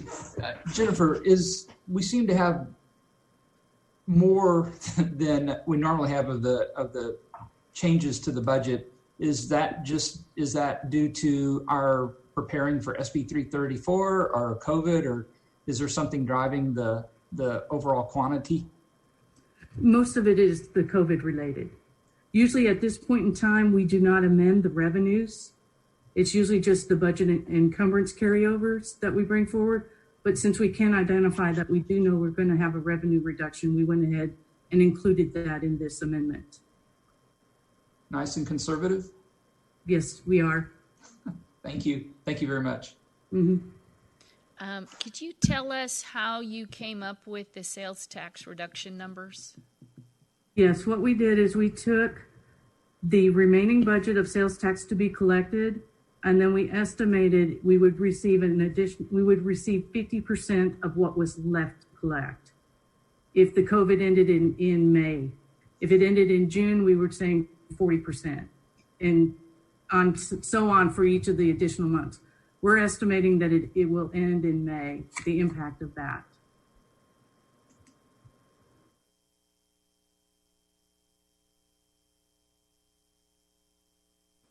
So you just, because I'm a visual person, so you took May's numbers and divided it by half, because we won't know May's numbers until July. July, yes. Okay. And so you did it for March, April, and May? Yes. Okay. We have not received March's numbers. Okay. We just received those this month. Okay. Thank you. Any other questions? Yes. Councilmember Matthew. Yeah, thank you. So, Ms. Miller, my question is, when last week I asked about how much sales tax we collected in 7 months, you said $23 million, correct? Yes. So, but you're saying now we don't know what we collected in March, April, and May. That was the entire sales tax collections. That's all 4 funds. So we had collected about 23 to 24 million of the 40 plus million that we budgeted. Right. Again, for whatever, you and I have had this discussion before. You lump everything as if it were all one.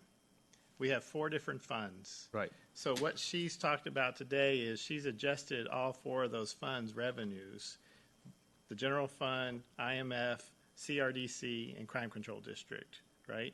And so, correct me if I'm wrong, basically what we're saying is through May, which goes back to March, we have collected 23, 24 cumulatively, right?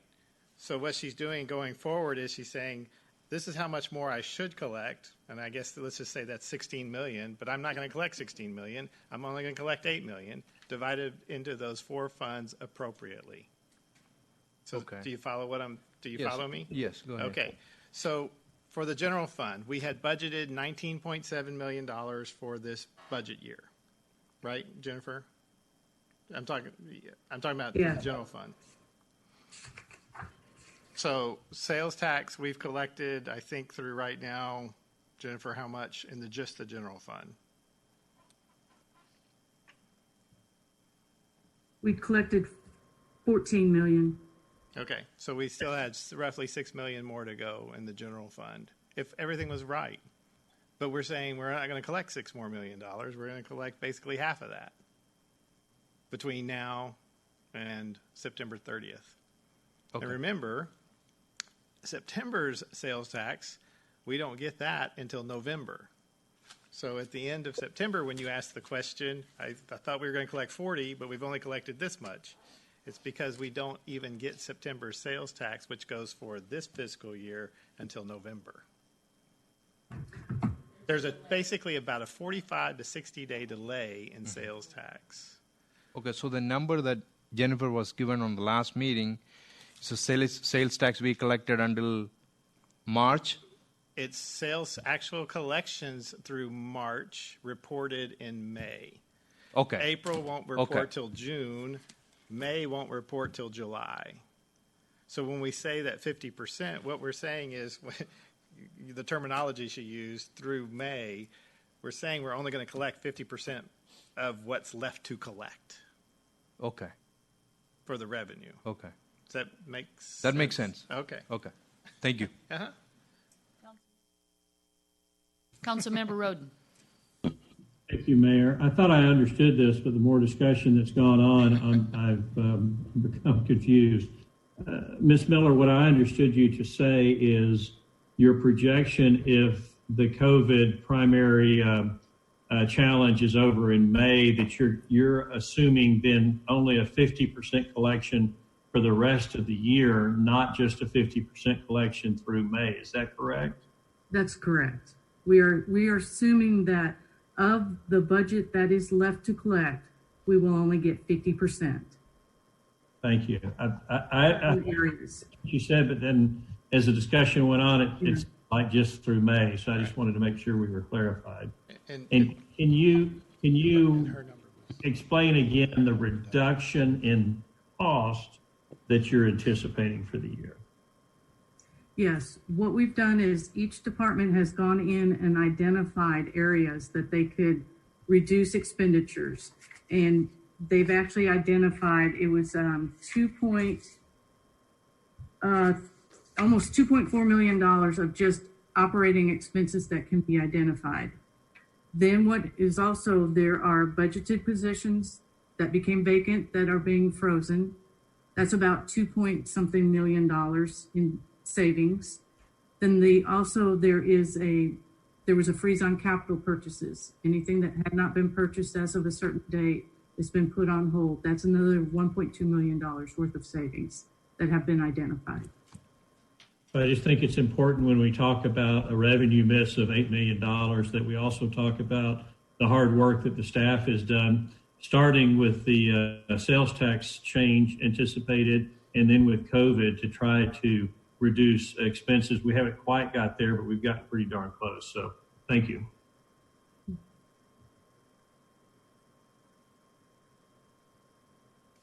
Any other questions or comments? Jennifer, do you have anything to add? No, I do not. Thank you.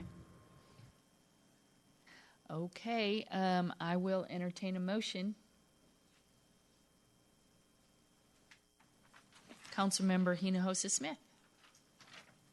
Thank you, Mayor. I move to approve item 15. Is there a second?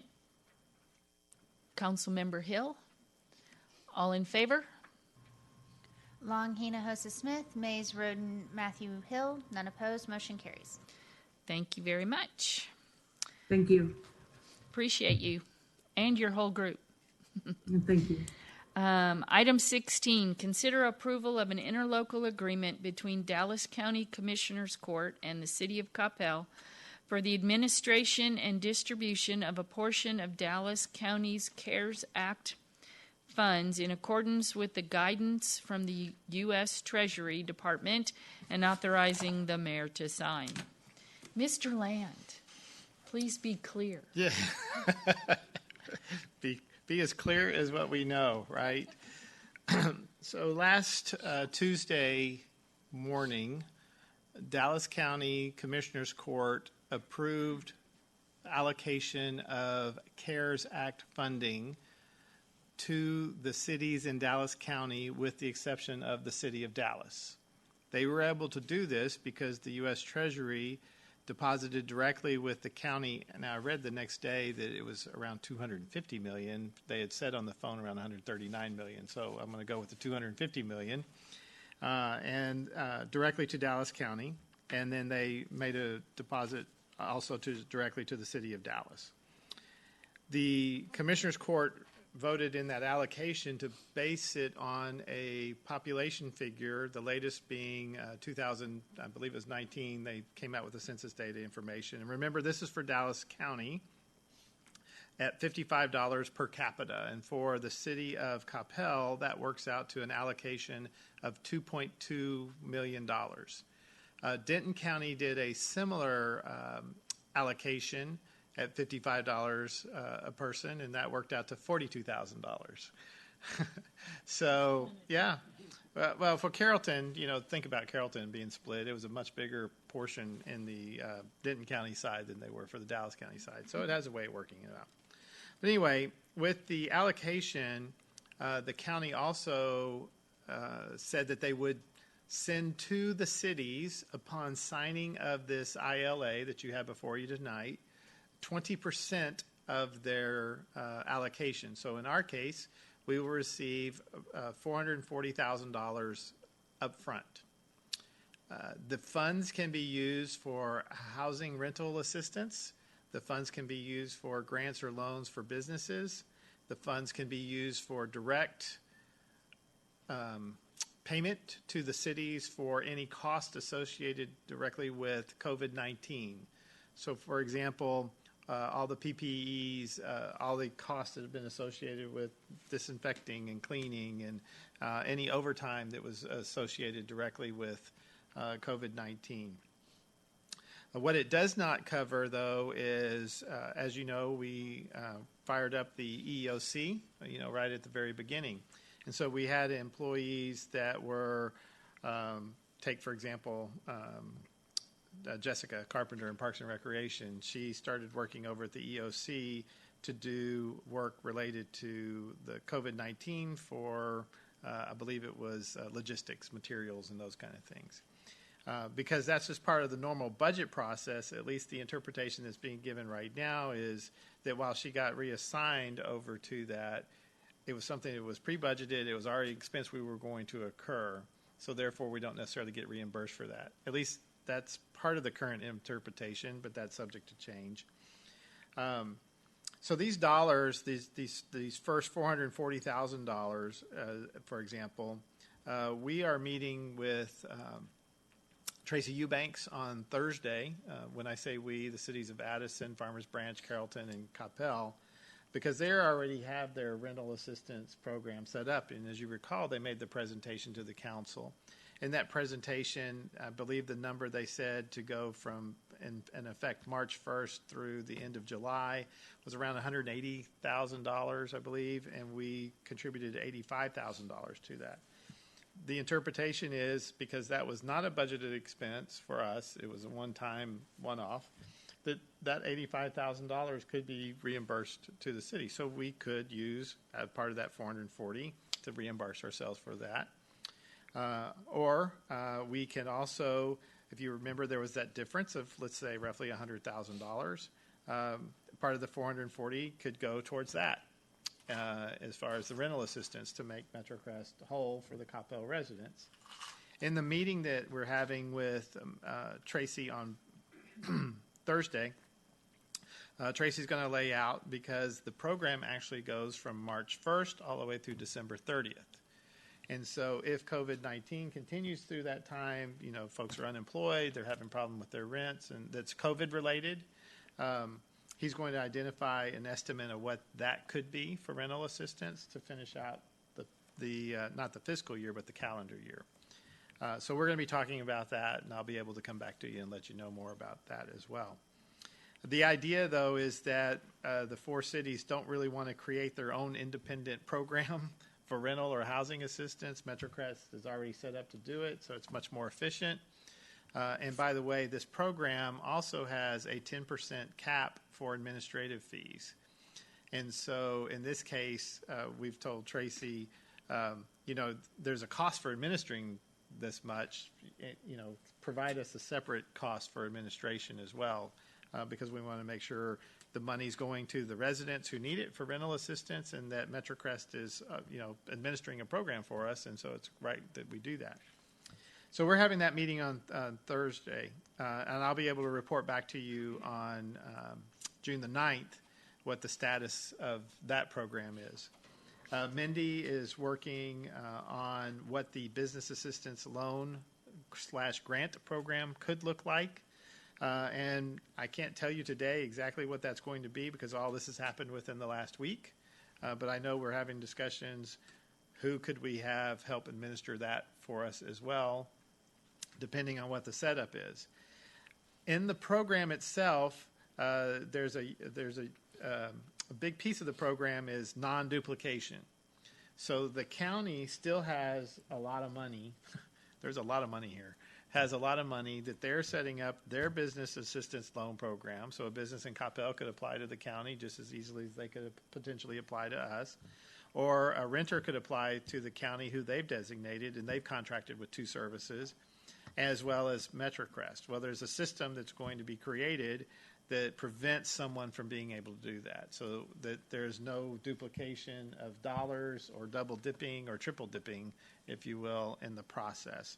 So those are some of the mechanisms that are being created to protect the integrity of the funds. So you can see where we're with this interlocal agreement, we have specific areas where we could spend the money, and I say spend the money, getting it back to the citizens for their particular needs.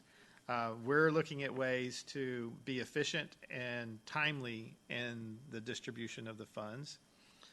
For example, talking to Tracy today, June, the funds that we gave them for rental assistance, that covers June and July, right?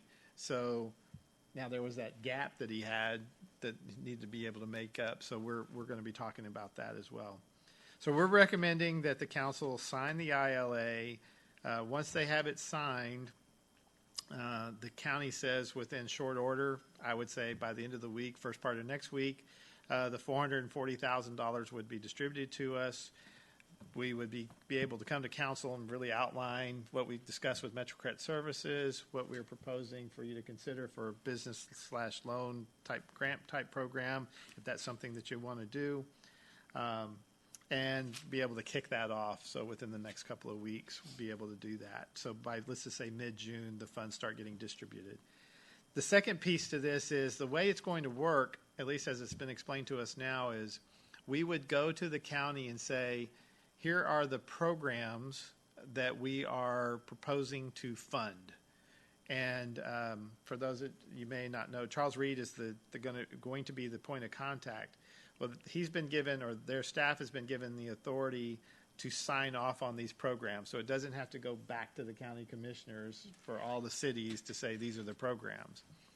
The reason why they want us to do that is because there is this concern about, well, what if we thought was a COVID-19 expense, for you to come back and tell us, no, that didn't necessarily qualify? What's the clawback and how does that work? And oh, by the way, we've already given the money to the residents, say, for their rental assistance. The reason the county wants to do that up front is because they want to sign off on the program, per se, so that we have confidence going forward that our program meets their criteria, and therefore we can spend the money. And what will happen is it will be a reimbursement. Now, what we don't know yet is let's just say that we grant some funds for business loans and those types of things. We just don't have the knowledge yet to know how long it's going to take for us to be reimbursed if that's what we're going to be doing. Now, they are quickly bringing this up, in terms of ramping this up. They just got the authority to do it last Tuesday. Some cities have already signed their ILAs. Some of the money is supposed to get out this week. They're staffing up. As a matter of fact, our intern, Darcy, just will be going to work for Dallas County starting on June the 8th in the CARES Act funding section. So they are ramping up quickly as we speak. So tonight is just the first step, and then we'll be back to you again on June the 9th with an update and more details as far as how it goes. But this is money that a portion of it, yes, can reimburse the city for its expenses related to COVID-19. That's what it's there for. The main purpose of this money, we don't have $2.2 million worth of expenses for COVID-19. The money is clearly for our community and the needs in our community. And so we're working very diligently to figure out how to best get that out to the community. And it's just going to take the next couple of weeks with that. And I believe, Crystal, I'm about ready to speak wrong. I believe Jennifer and Kevin are taking the lead and working on this, working the program and working out the logistics, which makes sense because we've got to track this money and be able to prove up that we're using it for the purposes that the CARES Act said it would be. So I'll be happy to answer any questions, but right now I don't have weed details. Just know that that's about where the program is going, and as soon as we have it up and running and get it to the council, and we'll be getting the word out to our residents and to our businesses that this is available to them. And you experienced the whole business loan grant PPE program. So, Councilmember Mace. Thank you, Mayor. Mike, other than the fact that it's going to increase your workload considerably to meet all the reporting requirements. I don't see a downside to taking this. I mean, it's you know, it's a very welcomed addition to the funding crisis that we're in. The way this actually works is that whatever we don't, I hate saying it this way, we don't spend. It sounds like it's things that we're spending. But whatever doesn't get used by our residences and businesses actually gets returned to the county. So the idea is for this to get into the hands of the folks in Coppell that have the need as a result of COVID-19. So in the case of, you know, business loans or business guarantees, is this going to put us in the banking industry temporarily? I'm only taking a deep breath because that's what we're trying to figure out, because we don't want to do that. Yeah, one of the conversations that we've had is that it can be a very interesting time because there are businesses who have gotten deferments from, like if you have an SBA loan, you got an automatic 6-month deferment. SBA forgave 6 months worth of payments. Oh, wow.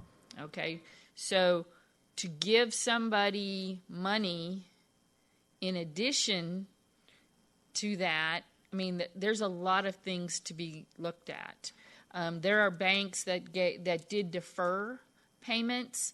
Well, you still owe the money. In some banks, it's due 100% at the end of the 90 days that they deferred. In others, they just tacked it on to the end. So there's a lot of different things versus giving somebody rent money, because that not only helps the business, but it also helps the person who owns the building who has a mortgage. So there's lots of different things happening here. So when somebody says, are we going to give a loan or are we going to give a grant? This money is more grant related. It's not loan related. And let me also say, it's great to have the mayor also work for a bank so that we can have these kind of conversations. This is not something, though, that we're going to be a bank. Okay, we're not, right? I mean, let's be real clear with that. Secondly, the way the county is doing it, which we're not saying we're going to do, but the way the county is doing it is actually by a lottery method. So there's no guarantee that a business that's applying through the county is necessarily going to get the funds. Secondly, the criteria that we've already been told that the county is using is, to the mayor's point, these businesses have possibly received the deferral or the forgiveness. They've also worked out the PPP loans. The PPP loans. If a business has received a PPP loan and you're applying at the county, you're going to be pushed to the bottom of the list, not at the top of the list. I mean, those are the kinds of criteria that the county's going through right now. They haven't finalized that yet. And so we want to be able to see that. The other thing about the counties is that they have a limit of $15,000 on their grant program, right? So if somebody's applying, the most that they can apply for is $15,000. So there's a lot for us. Appreciating your question, Councilmember Mays. That's the reason why we're working with the other cities to see if we can create something that's helpful to all our communities, but can be administered a little bit simply, that's not overly complicated for the businesses or for us. But there has to be accountability in the system, and that's where we're trying to figure it out. And the way that the county has described it, just to say again, is they will have a system that if they have received funds from any of the county's programs, when we do whatever it is that we do, there'll be it'll flag basically and say they've received money from the county, therefore you shouldn't give them money, basically what it amounts to. Thank you.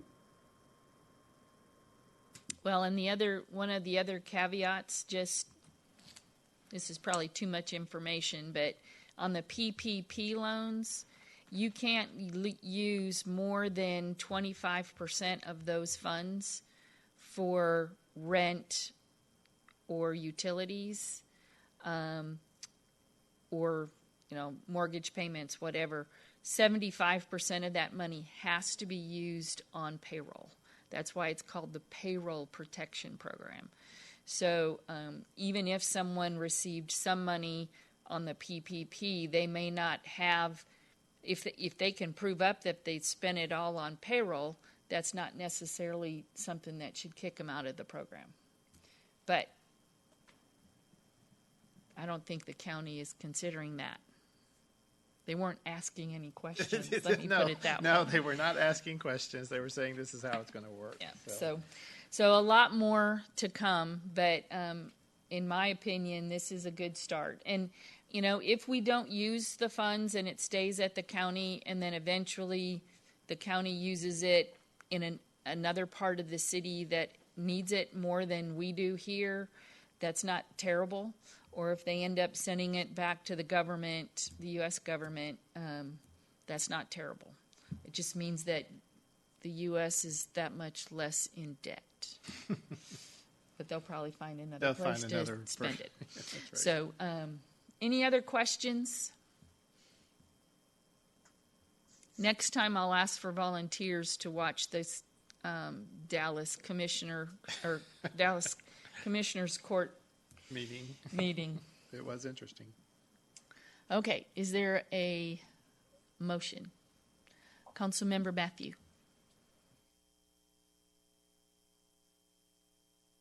Thank you, Mayor. I move to approve agenda item number 16. Thank you. Is there a second? Councilmember Roden. Any other comments or questions? Hearing none. All in favor? Long, Hinojosa, Smith, Mays, Roden, Matthew Hill. None opposed. Motion carries. Thank you. Item 17, City Manager reports, project updates, and future agendas.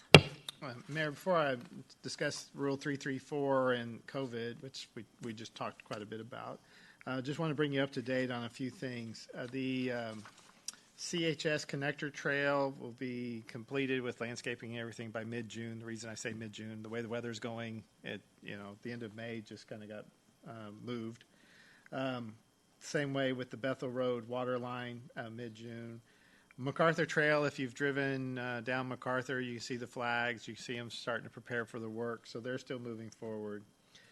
We did announce earlier, and you'll see the information tomorrow, about the senior congratulations.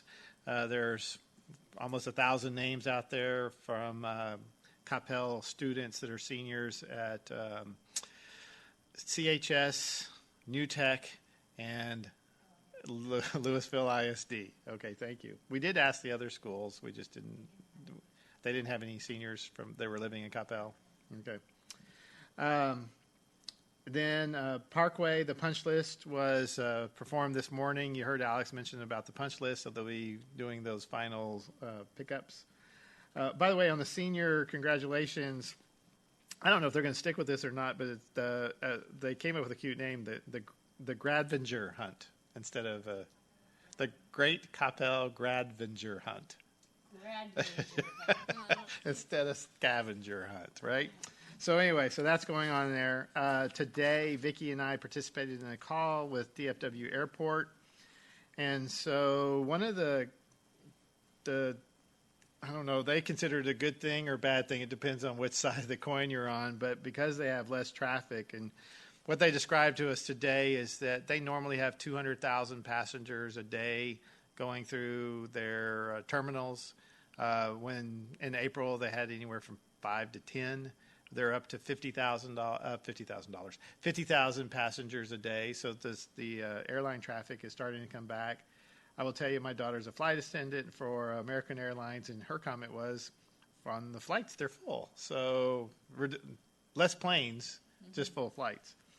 But anyway, with that being said, if you recall their presentation to us a while back, probably about 6 or 7 months ago, may have been longer, they talked about the west runway 18R36L that they were going to start reconstruction in August.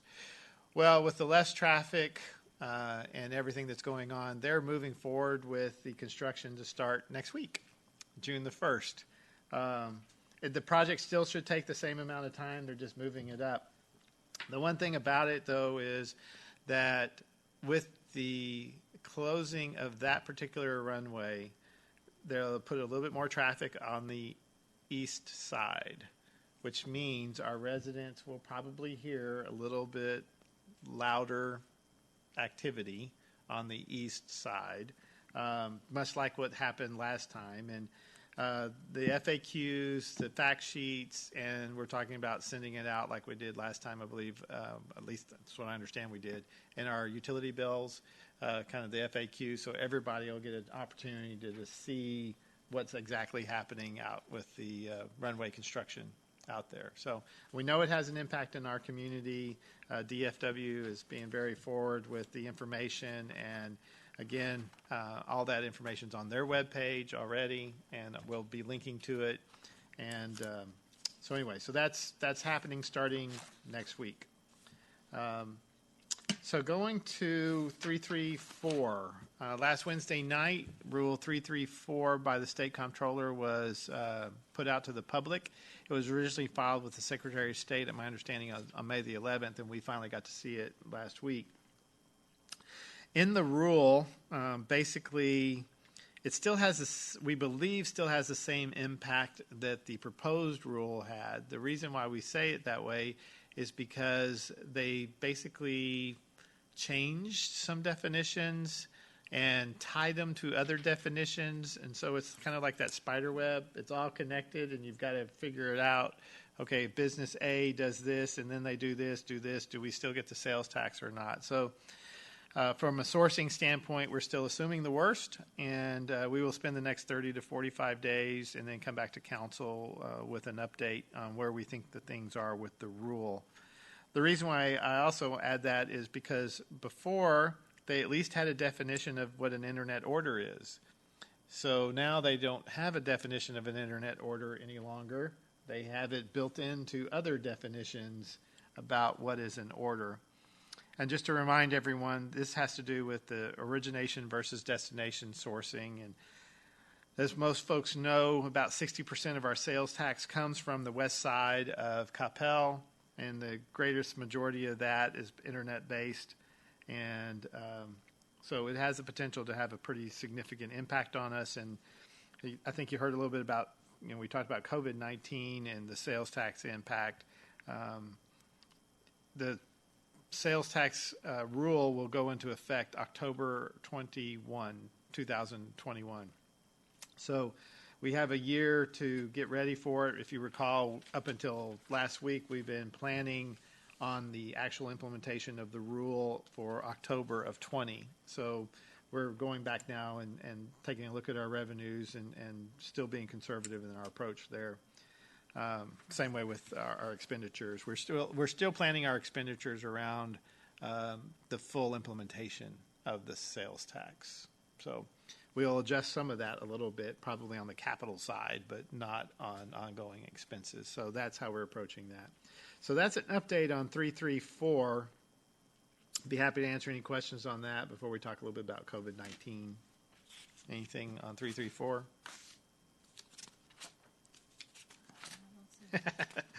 We are worn out on 334 in terms of the amount of effort. By the way, I failed to mention this. One of the things that was kind of interesting in the rule, and we talked about this a little bit before, and that is there is a recognition in that if we don't like the rule, the legislature will have an opportunity to change the rule next legislative session. So given the significance of what that rule is and its impact on us, I turned to the mayor and I said, it sounds like we're going to be really living down in Austin because if you look at the preamble, basically what the preamble does is it lists the cities and the contacts that they received that were providing comments. And then there's a whole list of state representatives and state senators who basically supported the rule and would actually like it to go even further as far as the impact on destination. So there's a lot of work ahead of us through the legislative session. So we're going to have to be really diligent. So anyway, having said that, then turning my attention to COVID-19, next Monday, we do have the planned openings of various facilities. All that information is available to our residents online. There is a press release that went out today that talked about the same thing that I talked about a couple of weeks ago for the various openings. I won't go through that whole list now, but basically City Hall is open for folks to come in to pay their utility bills. If they need to make an appointment to visit with some of our staff, they're more than welcome to do that. Let me say across the board, we are able to provide our citizens online services for everything that they need. The core will open next week on a limited basis. Remember, we're following the governor's order and the CDC guidelines, so it's not like these things are wide open, as far as full-fledged use. They still have the 25% accommodation as far as the number of visitors. The locker rooms are still closed. The showers are still closed. It's just not going to be the easiest thing to use, but it is available to the public to start using that. 255, which is City Hall, 265, which is next door, where our development services, public works, engineering, and building inspections, code of compliance, and the fire department. Those buildings, again, if you have to come in for permitting processes, they're available, but you can, again, do all that online. If you need to make an appointment over there, make an appointment. Again, they will try to do a Zoom meeting or a team meeting or a Skype meeting or a GoTo meeting. Teams meeting, thank you. We've all learned new languages since all this started. So anyway, so they're making themselves available as they have in the past for services. The boot camps and the outdoor activities the boot camps and the other outdoor activities, they're able to happen. The summer camps that we've had, we're still on hold on those.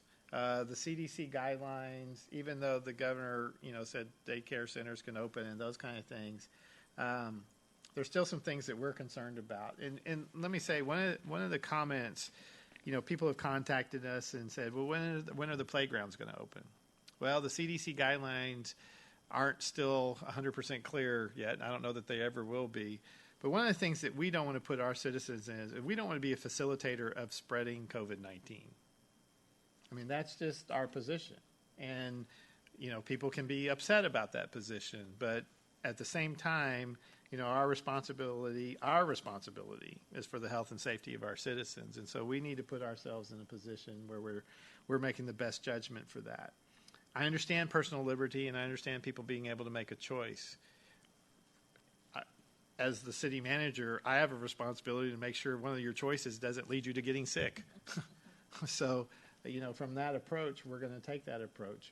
I know we've had some folks call about the dog park. It's the same situation. Are we really ready to open that yet? We're constantly examining it and looking at it. We talked about the phased approach in Parks and Recreation. That's primarily the greatest use request that we have.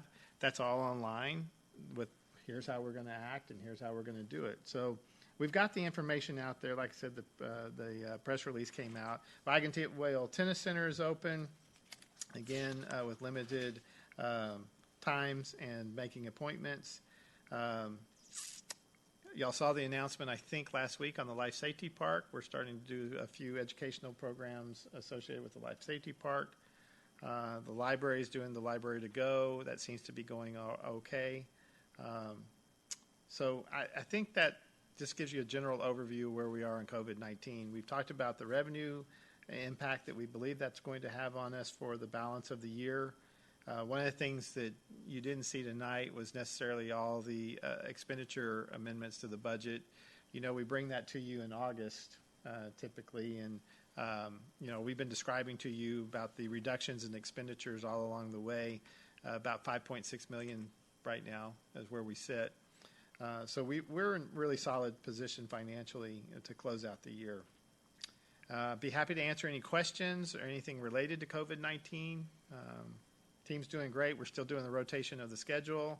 The continuity of service is still key for us, and will continue to be throughout probably the rest of the summer. And we'll evaluate our, what happens at the end of the summer as we get ready for next fall. So, be happy to answer any questions or where we are as of May the 26th, 2020.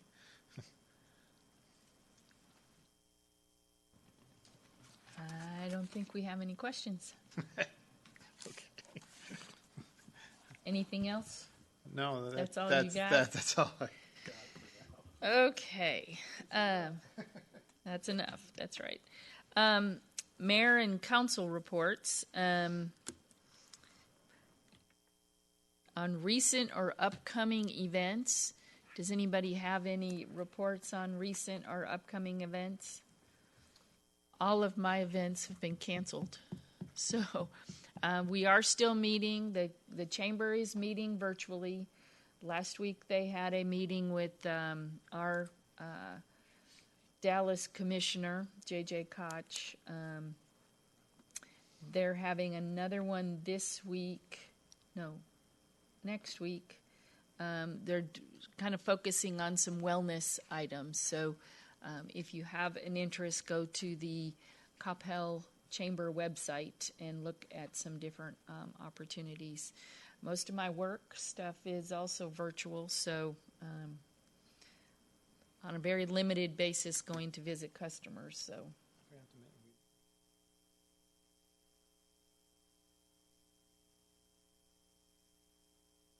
Thank you. Mayor, I'm sorry to interrupt, but at this point we have canceled Celebrate Coppell and the Coppell fireworks event. I know their staff is examining some alternative things to do that practice social distancing, but they're not ready to announce that just yet. But for those that are listening and part of the press release and getting it out in social media, we'll be getting that very soon. On our every Wednesday we have is it Wednesday? No, every Thursday we have a meeting with the local mayors, and I can tell you that 2 weeks ago this was the topic, and it was heart-wrenching to hear everybody talk about, well, we got to find something else to do. But we can't have 20,000 people in our park watching fireworks. Some cities are doing them, in a very flat field in hopes that people will stay away and watch it from a distance. But they also don't want us to say which cities are doing that in case all of the other residents from the other cities go and to watch them. So it is definitely not an easy decision. So, but we'll try to figure out something to celebrate. Councilmember Hinojosa Smith. I just want to take a minute to make a comment to Mike and your staff. Like, y'all are making some really difficult decisions, and I appreciate the fact that you're, like you said, first and foremost is the safety and health of our citizens and our staff members that are out there. And so, a lot of times on social media or in comments, people are frustrated and they feel like their rights are being taken away and they're ready to get back to normal. And the reality is everybody wants to get back to normal, whatever that normal looks like. We hope and we pray someday we will get there. But in the meantime, there are just precautions that have to be taken. And, I hear so much of, when can I go to the Corps and why can't there be more people, whatever it may be. And the reality is we're all in the same situation. And I just wanted to say thank you, because these decisions cannot be easy. And I just, thank you for you and your staff and everything that you're doing to take these precautions and to keep everyone's safety at the forefront. Appreciate it. Thank you.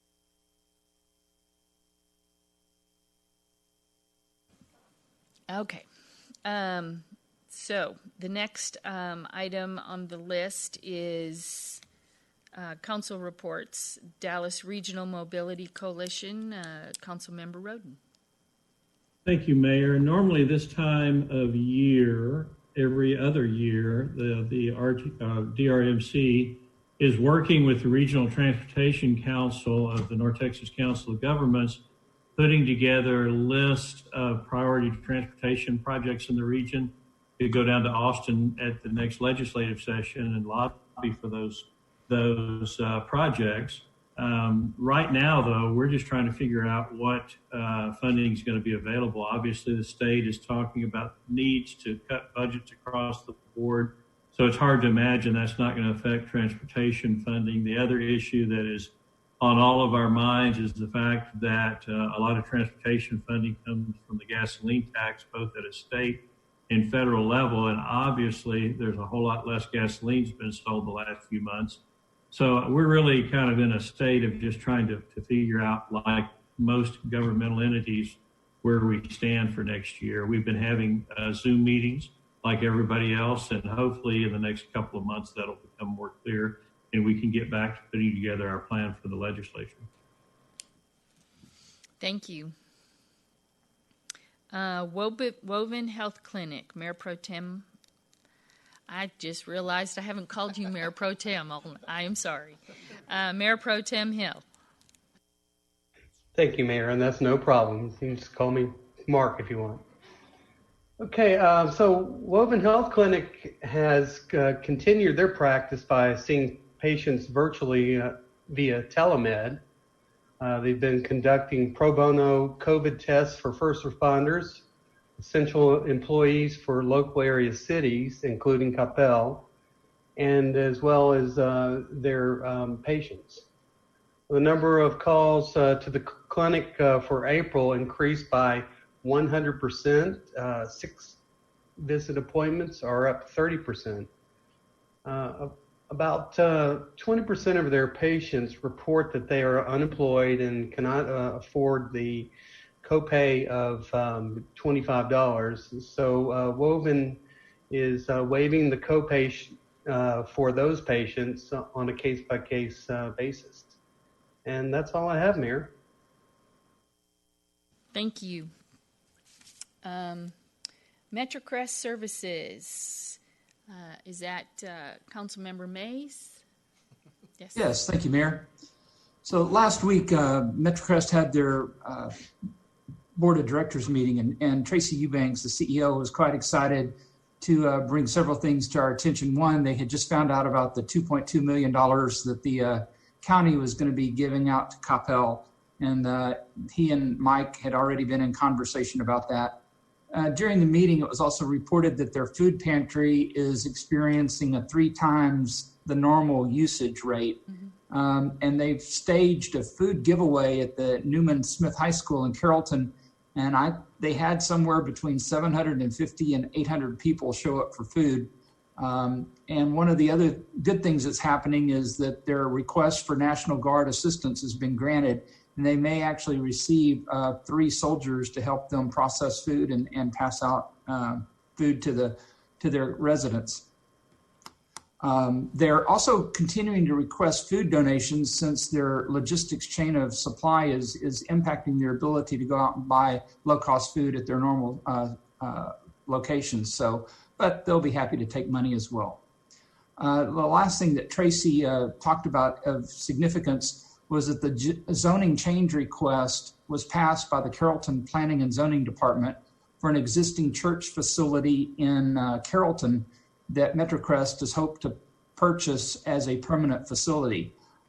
They've been planning on this for a couple of years now, and they identified the facility last year, and they're going through the necessary zoning change request to make it a reality. Their next step is the Carrollton City Council, and that would be followed then by a very, very large fundraiser. So it was all good news from MetroCrest. They're coping through the COVID-19 well, and they're reporting really strong support from residents and their customers alike. So thank you very much. Thank you. I know our conversations between MetroCrest are many, so they do a lot for our citizens. Any public service announcements on item 20? Hearing none. We have no necessary action from executive session, so there being no more business before us, we are adjourned at 9:36 p.m. Thank you, everyone. Hey, then watch yourself.